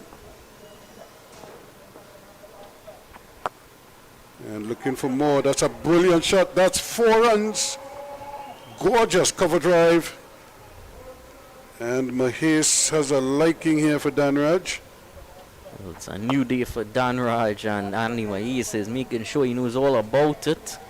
What a lovely shot this time from him. Full and releases all the pressure, frees his arms. 15 without loss after just 1. Yeah, that's a big over to start with. And just what the doctor ordered. When you're chasing a small total, you don't want to muck around and put yourself in trouble at the back end. So these two are trying to make hay while the sun shines. No pun intended here, because we're under lights. But this is the time, if they're going to get pace on the ball or anything like that, this is the time to try to utilize that. Mikael Frederick is going to see what he can contribute here for the East Zone.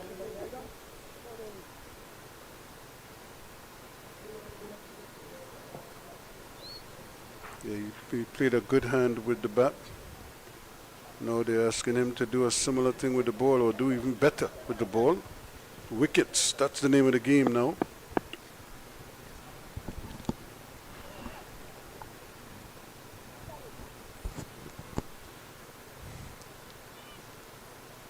Clark just waiting. I think they're trying to make sure that the field is well set. There's a man on the boundary at point.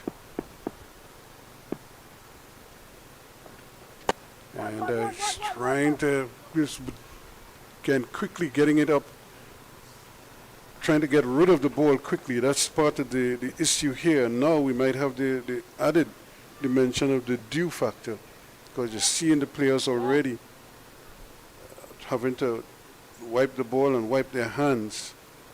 Is coming into effect early both yesterday and today. That dew will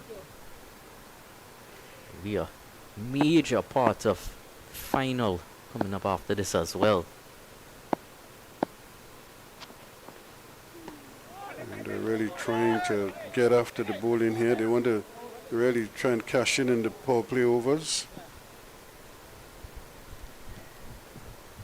Looking to chip away or at least cut into this lead, this target as quickly as possible for as many, and get as many as possible in the first two.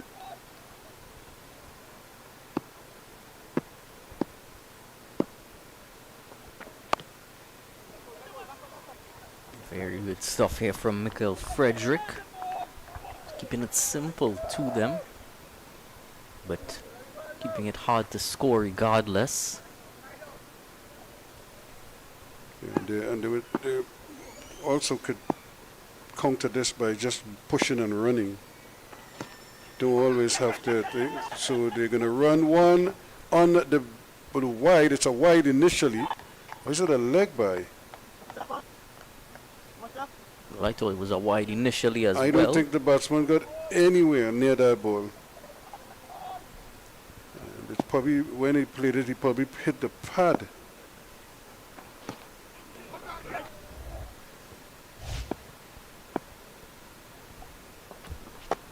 And again, it's going aerial, and he's gotten it into the gap. That's exactly what the doctor ordered there. That's 4 runs. Fuller this time was working for him on that hard length, but this time pitched up and beautifully driven down to that extra cover boundary. So a shot up now to 21. Yeah, Aki Clark trying to level peg with Mahes. Mahes is 9, Clark is now up to 10.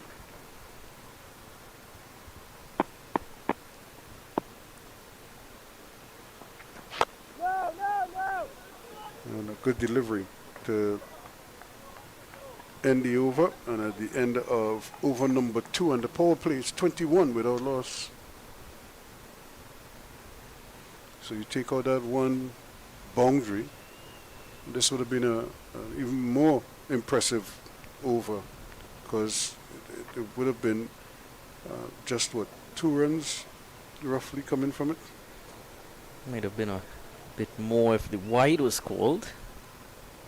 That too, because they actually ran what was deemed a leg by. But still a tight over. No wicket yet for Isun though. Yeah, this is the area that they have to make some headway here. They need some wickets. So you don't want the batsman just swinging, even if they score a boundary every over. You know, that is going to make your life difficult as a fielding team, because they have so many batsmen who could just come and swing. They have that luxury. And that's played away, and immediately they run for a quick single. So good running. Seeing them continue that trend from the first innings. Some good running. Well, part of the first innings. Yeah. It just seemed to stop after a while, after they lost a couple of wickets. Which might seem counterintuitive. Fresh batsmen coming ready to run rather than batsmen who were there from the beginning.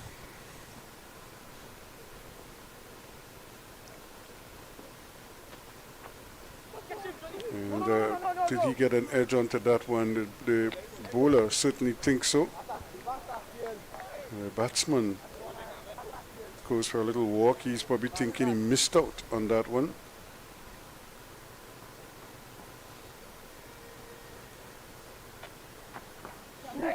again, throwing the bat at it. They go for one. They might come back for a second. Yes, they will. And it was just a very lackadaisical approach to getting to the ball. And the batsmen, they made the two, as we say, standing up. And the ball barely was inside the 30-meter mark.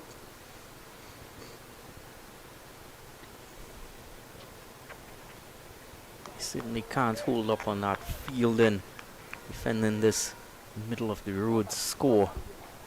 Need to be on point every single delivery.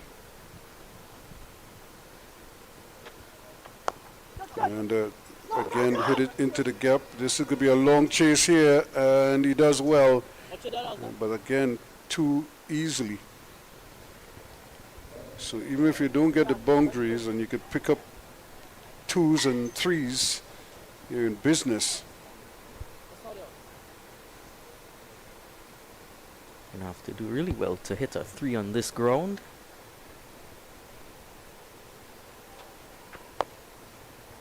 And trying his luck there, Danraj, but can't hold on to that one. So another quick over from Danraj, who's got his fingers stung there. It's 27 without loss.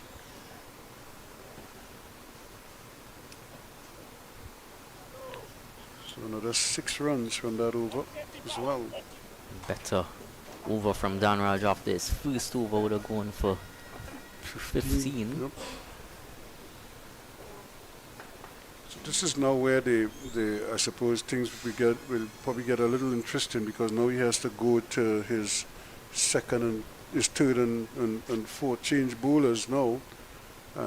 So he's going to now have to find the right personnel to make sure that they can keep the pressure on. Because when you're facing a small total like this, one really big over makes the world of difference. See as well, Danraj would have bowled his 2 overs up front, knowing the value that he provides, possibility of him getting wickets, and seeing Frederick bowling back to back here as well. And this is the risk that they're taking here now, because if you bowl out the two better bowlers up top, Of course, the batsmen already know what they're providing. they have nothing in reserve. Again, they go for 2 quick runs and they get it without much bother. And that again is very ordinary out in the middle, out in the mid-wicket region there. They have to attack the ball a lot faster than that. And it also means that you have to use one of those second change bowlers for the floating power play over as well. And that's another good shot. There is cover out there.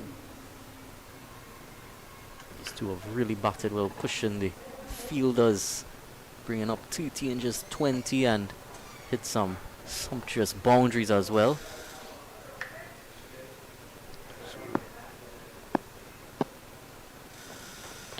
30 from 20, and every time the ball hits the bat, it's like they take a run.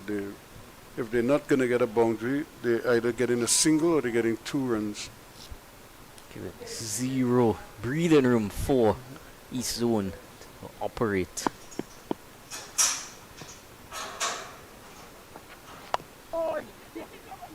More of the same here.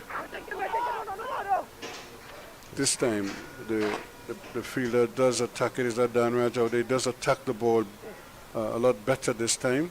They contemplated that second for a few moments, but well turned down in the end. Still, the runs continue to flow. And there's an appeal for an LBW. Not out, says the umpire. Not sure if he got bat onto it as well, but leg by his signal. Well, thought he might have gotten some bat onto it, Yeah, but that's pretty close. But again, the angle that the ball is taking. it isn't as much wind assisting him now as there would have been earlier in the day.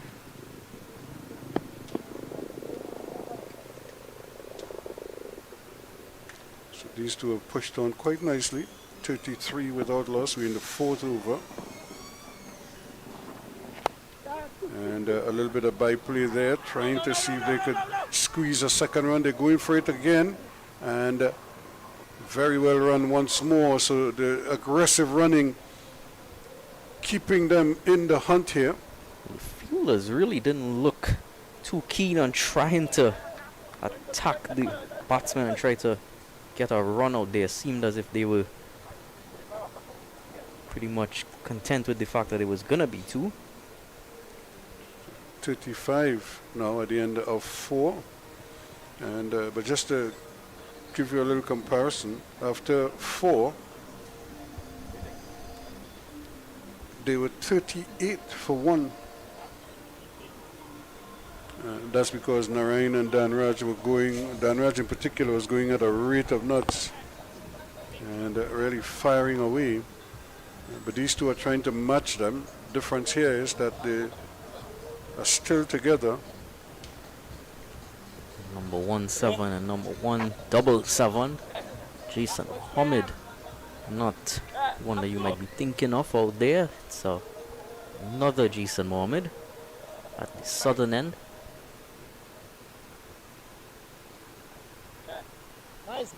Nice bowler change. Yeah, so Mohammed is going to try and see if he could slow down this runaway train here. Just try and pull things back here just that little bit. But again, the pressure is on him because these two are they're under hunt right now. They're looking for runs. And he's bowled them. Really, a delivery that was slow. And he played right across it and lost his stumps. He seemed to get fooled by the lack of pace. And bowled neck and crop here, trying to go right across that one. Well, it was loopy and slow and targeting the stumps. He was threw his shot too quickly, enticed by that extra flight, and Andy Mahis perishes in the end. A great start there from Jason Mohammed with some wrist spin. First wicket falls, 85 for 1.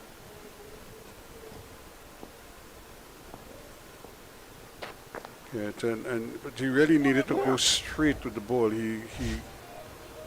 It almost yorked him because he hit right across. He was trying to sweep a yorker. Yeah, That's what he again, was trying just to do.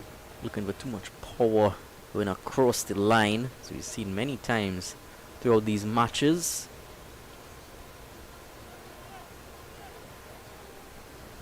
It's still well under their control, the All Stars Sports. They need 51 runs. They have 35 balls in which to get those runs, and that is probably how they have to look at it.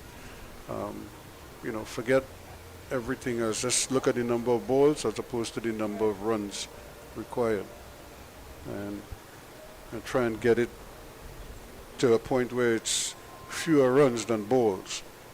That has to always be the objective. Always feels like a completely different world when you have it more deliveries and runs to get. That way you don't have to take any risks at all.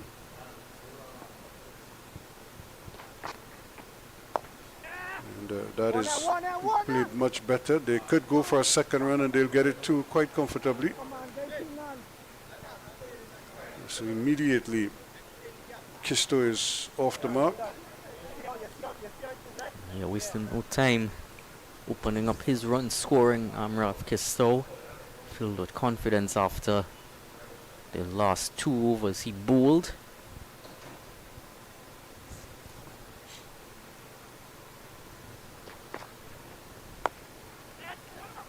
And again, generous flight here from Mohammed. It's a battle between the 2 wrist spinners here as well. Who will come up trumps?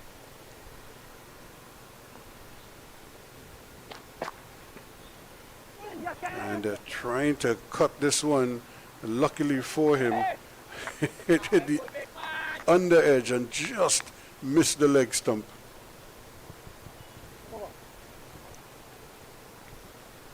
lucky on that occasion. Well, their boundary riders now long on, long off, deep mid wicket, square leg. And he's gone over the inner ring and to the offside and over the head of the extra cover fielder for 4 runs. Well, Akil Clark has really batted like it's his job here today. He's been powerful and he's had some lovely timing. 25, he races a long 2. 42 for 1 this score now, and Akil Clark looking in fine form. 7 off the over so far despite losing that wicket. And that is a full toss that he could get it down there and he drops it. Well, it was dying on him and he just didn't seem in full control of it, but it was a full toss. He really should have put that away. And he almost gifted his wicket away, except for a fumble, really a real misjudging of that one out there in the deep. So that is the over. 43 for 1 now. Well, that fielder would have been hoping for it to be a full toss towards him as well, but it pretty much yoked him as he tried to scoop up that catch, and in the end, not able to keep a hold of it. And those are the chances you have to take at this stage, especially in a game like this where you need wickets. And you need them badly.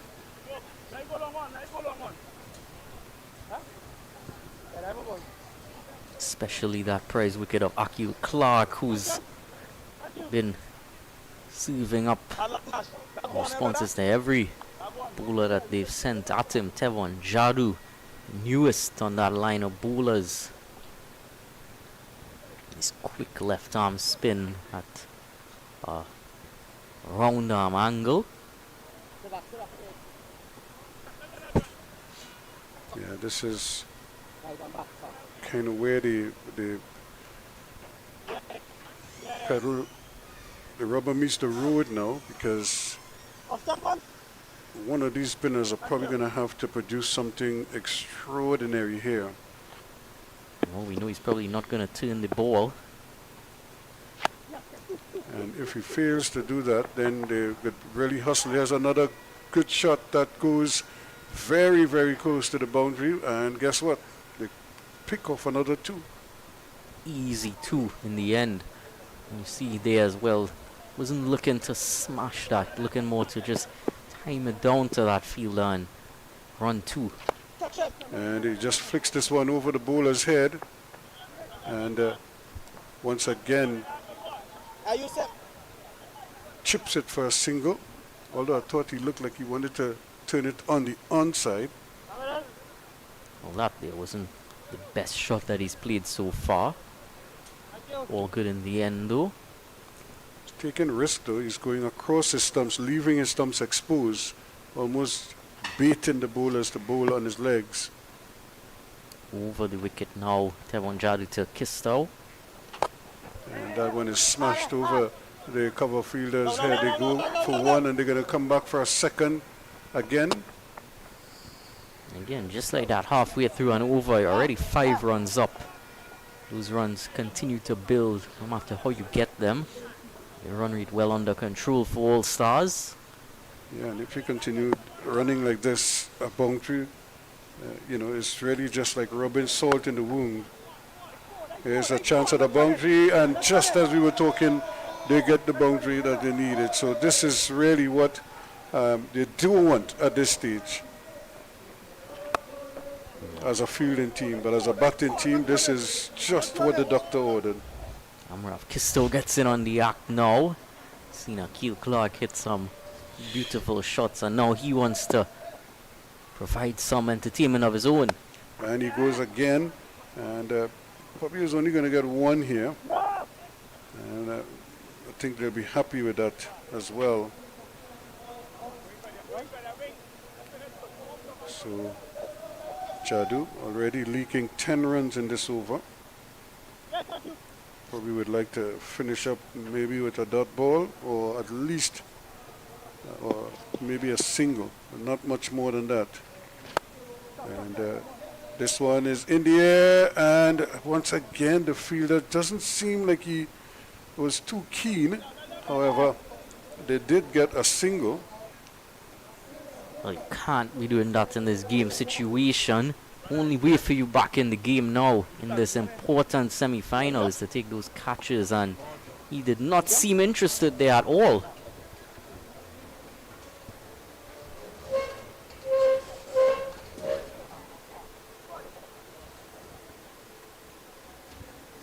So 54 for 1 now after 6. And just for comparison, they were 50 for 1 after 6 East Zone. So not too far off. But remember those last 3 overs or so that were very miserly. Well, one of them was just 1 run. Yeah, From 5 dot balls. The penultimate over, which is the one you really think should be a big over, they got nothing out of it. And so it always is a dicey situation when you cannot get wickets on top. You just leave the door open for a big hitter to just come and launch, aka Kyron Pollard. Well, someone is hiding behind that Caribbean Airlines signboard at Defiant. And again, look at the early movement. And although there was a bubble in the field, they weren't too keen on going back for that second run. But this is really generous flight from Jason Mohammed. He's gotten away with it so far. He even has a wicket to his name. He's done that consistently. And this time it's launched into the mid-wicket region. And good work out there, but they're going to come back again for 2 runs. I'm looking for a third if there's a possibility. But plenty work out there in the distance. And it's kind of dark out there too. They probably can't see the ball very well out there. Yeah, these lights are quite close to the boundary line. And that's a shot now. They're going to have to hurry. And he's able to get in quickly. So it's almost like nothing that the fielding team can do right now to deny them. Low lights here close to the boundary line means that as soon as you exit the field, light fades away quickly. There's Akil Clark again.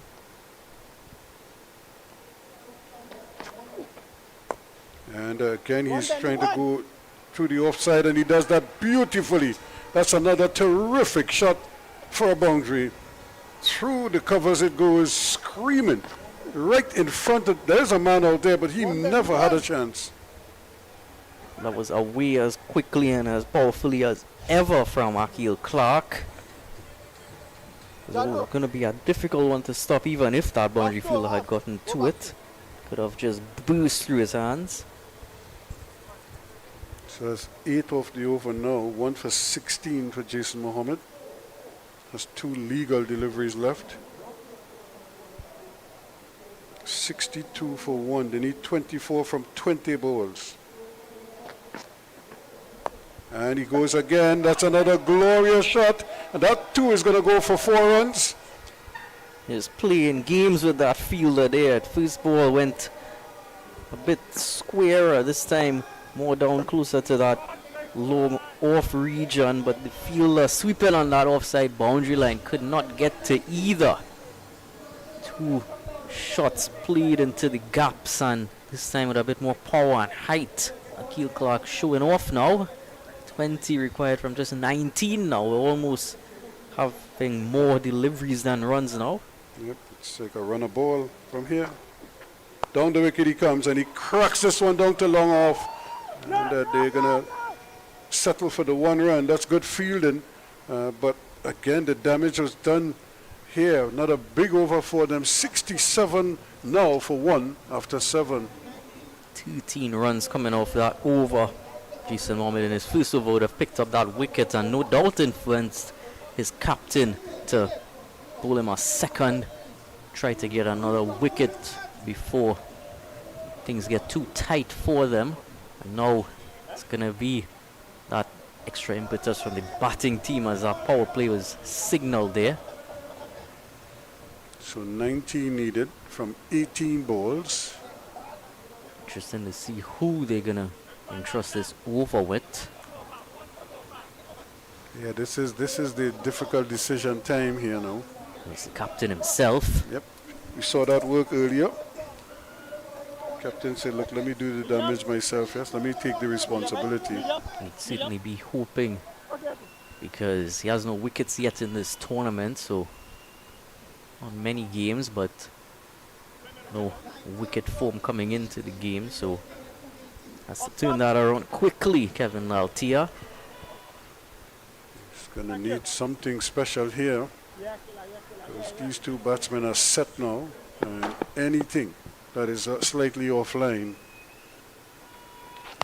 could very well go, and that's just as we say. So there he goes, a maximum over cow corner that goes for 6. This was one of the highest balls we've seen all day. That one went up He went for the so legs. far. Height and distance enough as well. Akil Clark looking close to getting that 50. And it's now 13 from 17, so now they're under. They have more balls than runs required. It's also his first 6 of the innings, which might be a bit surprising given how much time he's going through the air.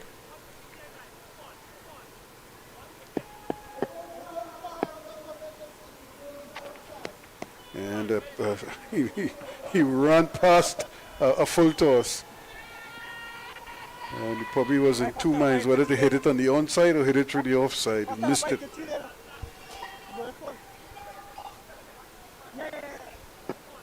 So 13 from 16. And he goes through the offside. He could be out caught here this time. And the catch is taken. So finally, they've broken this partnership. Is that Danraj taking the catch there, running back at point? Ramesh Danraj, the catcher there, taking a simple catch in the end. It went up, had to wait a bit for it, but was relaxed and composed in taking it. So Akil Clark isn't going to get a 50 to boot, but he's put his team in huge control here. So Laltia gets the wicket. Bowling it wide, forcing him to have to go out there to fetch it. And good catch taken in the end by Danraj. So 73 for 2 now.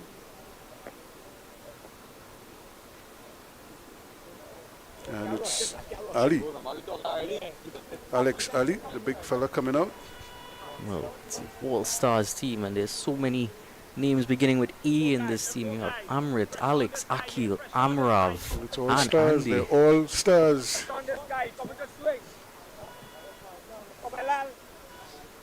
All I can say to that is AA. And why not?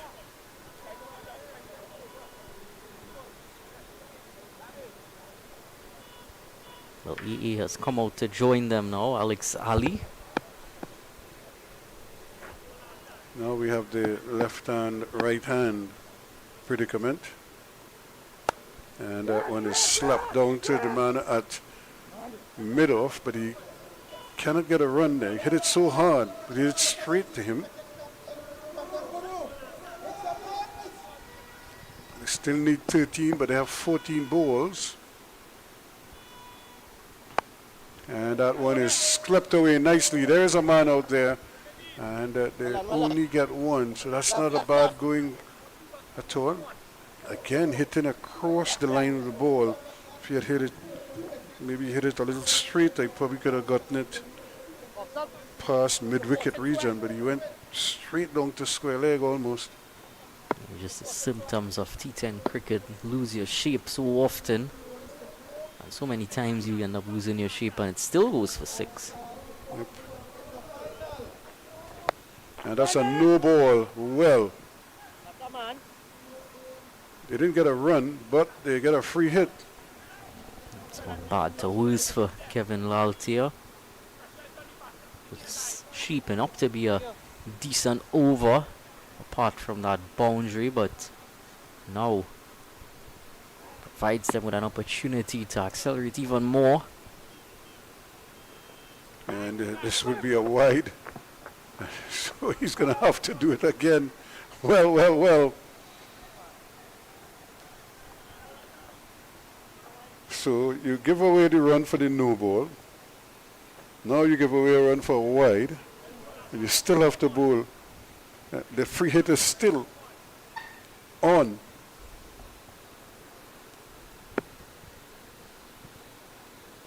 Ten runs needed. And this one is going to go close to the boundary. A diving effort there. That's very well done in the end. And they're going to take 2. So that brings it down to 8 now required. As the over comes to an end. Good tumbling save. 78 for 2.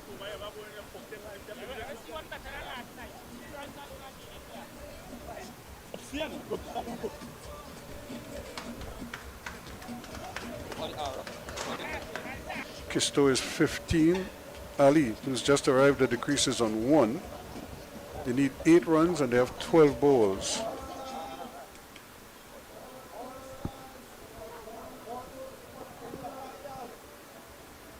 So 78 for 2 from 8 overs, which is pretty good going.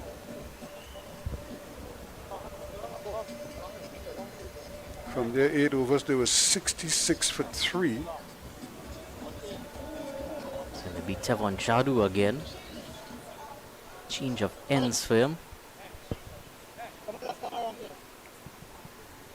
Now has a right-hander on strike. And this is Ali here. If Ali connects with 1, this could end quickly. And here he goes, smashing that one down into the deep. And they're going to go back for a second run. Certainly connected with that. Wonder if there's a bit of a half stop there at that cover region as well. Else it would have certainly had power to get over the boundary. So now 6 away. They have 11 balls to get those 6. And they'll take 1 and bring it down to 5 away now.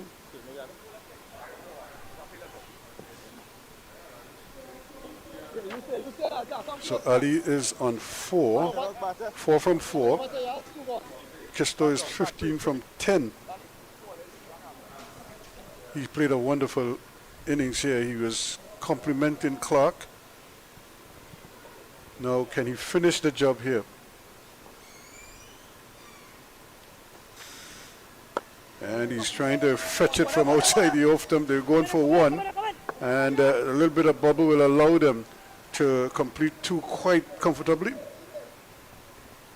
saw on that delivery as well, the skill from Jadu, that round arm action, just getting it to drift away a bit. He had Taking to it cover it. out of the hitting arc. 3 from 9. And he seems a little bit winded. He's been running quite quickly and quite often. And this time he smashes this one out into the deep. And I think he'll be happy with that single. He could rest at the non-striker's end now and leave it up to Ali to probably finish off things here. He goes to 18. 2 runs needed. They have 8 balls. 1 run needed. And there's the winning run. It's going to run down the hill. And it's not going to get to the boundary, but they don't need any more. I think that's it. So 86 it should be now for 2. So that is it here. Victory quite comfortably in the end. All Stars Cricket Club here winning this semi-final, second semi-final by 8 wickets quite comprehensively in the end, and over and a bit to spare. They're going to come up against the Seatal Felicity Youngsters coming up in just about 10 to 15 minutes.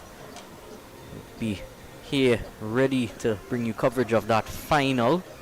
So do stay with us.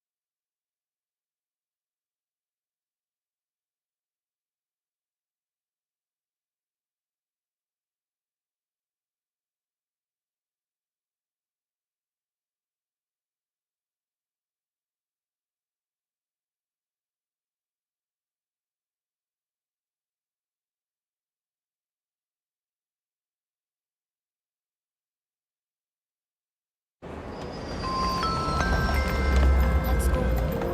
Keep up. Come on, come on. Alright. Oh, there's our Good afternoon, passengers. This is the recording announcement for flight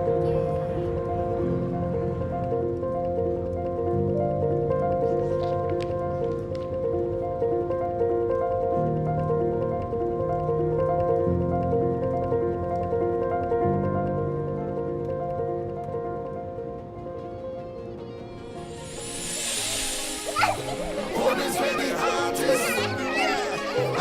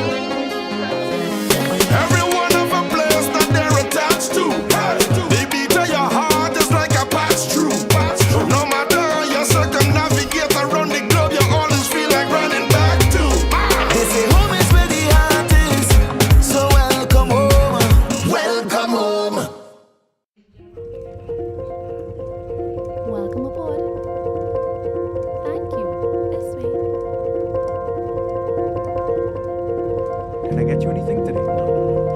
Do you have tamarind ball? Sure. Thank you. Hey, try one.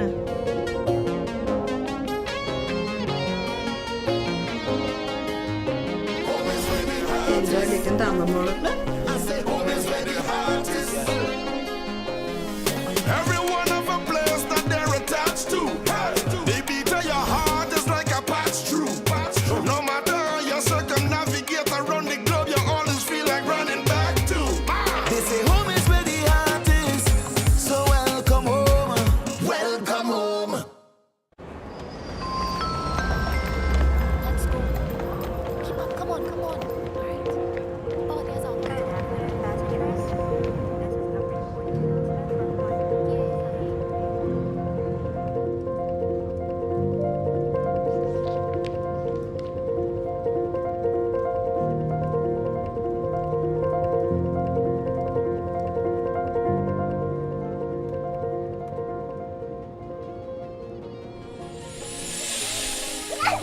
Home is where the heart is. I say home is where the heart is. Every one of a place that they're attached to. They beat your heart just like a patch through. No matter how you circumnavigate around the globe, you always feel like running back to. They say home is where the heart is. So welcome home. Welcome home.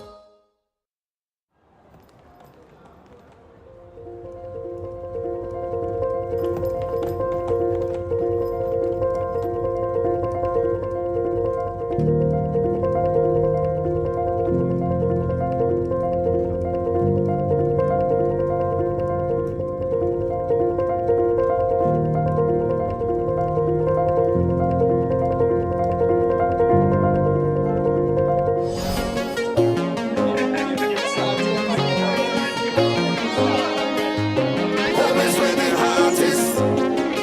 I say home is where the heart is. Every one of a place that they're attached to. They beat your heart just like a patch through. No matter how you circumnavigate around the globe, you always feel like running back to. They say home is where the heart is. So welcome home. Welcome home. Welcome aboard. Thank you. This way. Can I get you anything today? Do you have tamarind ball? Sure. Thank you. Hey, try one.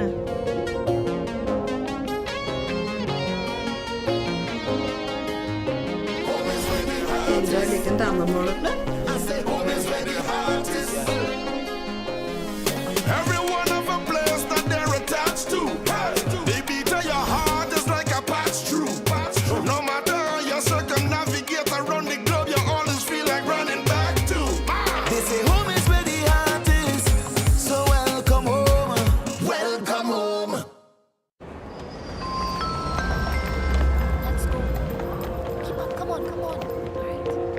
Oh, there's our Passengers, this is number 14 announcement from Yay.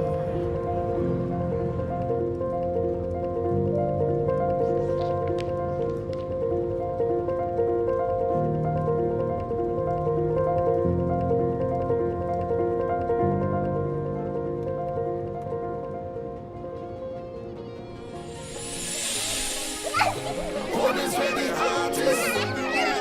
I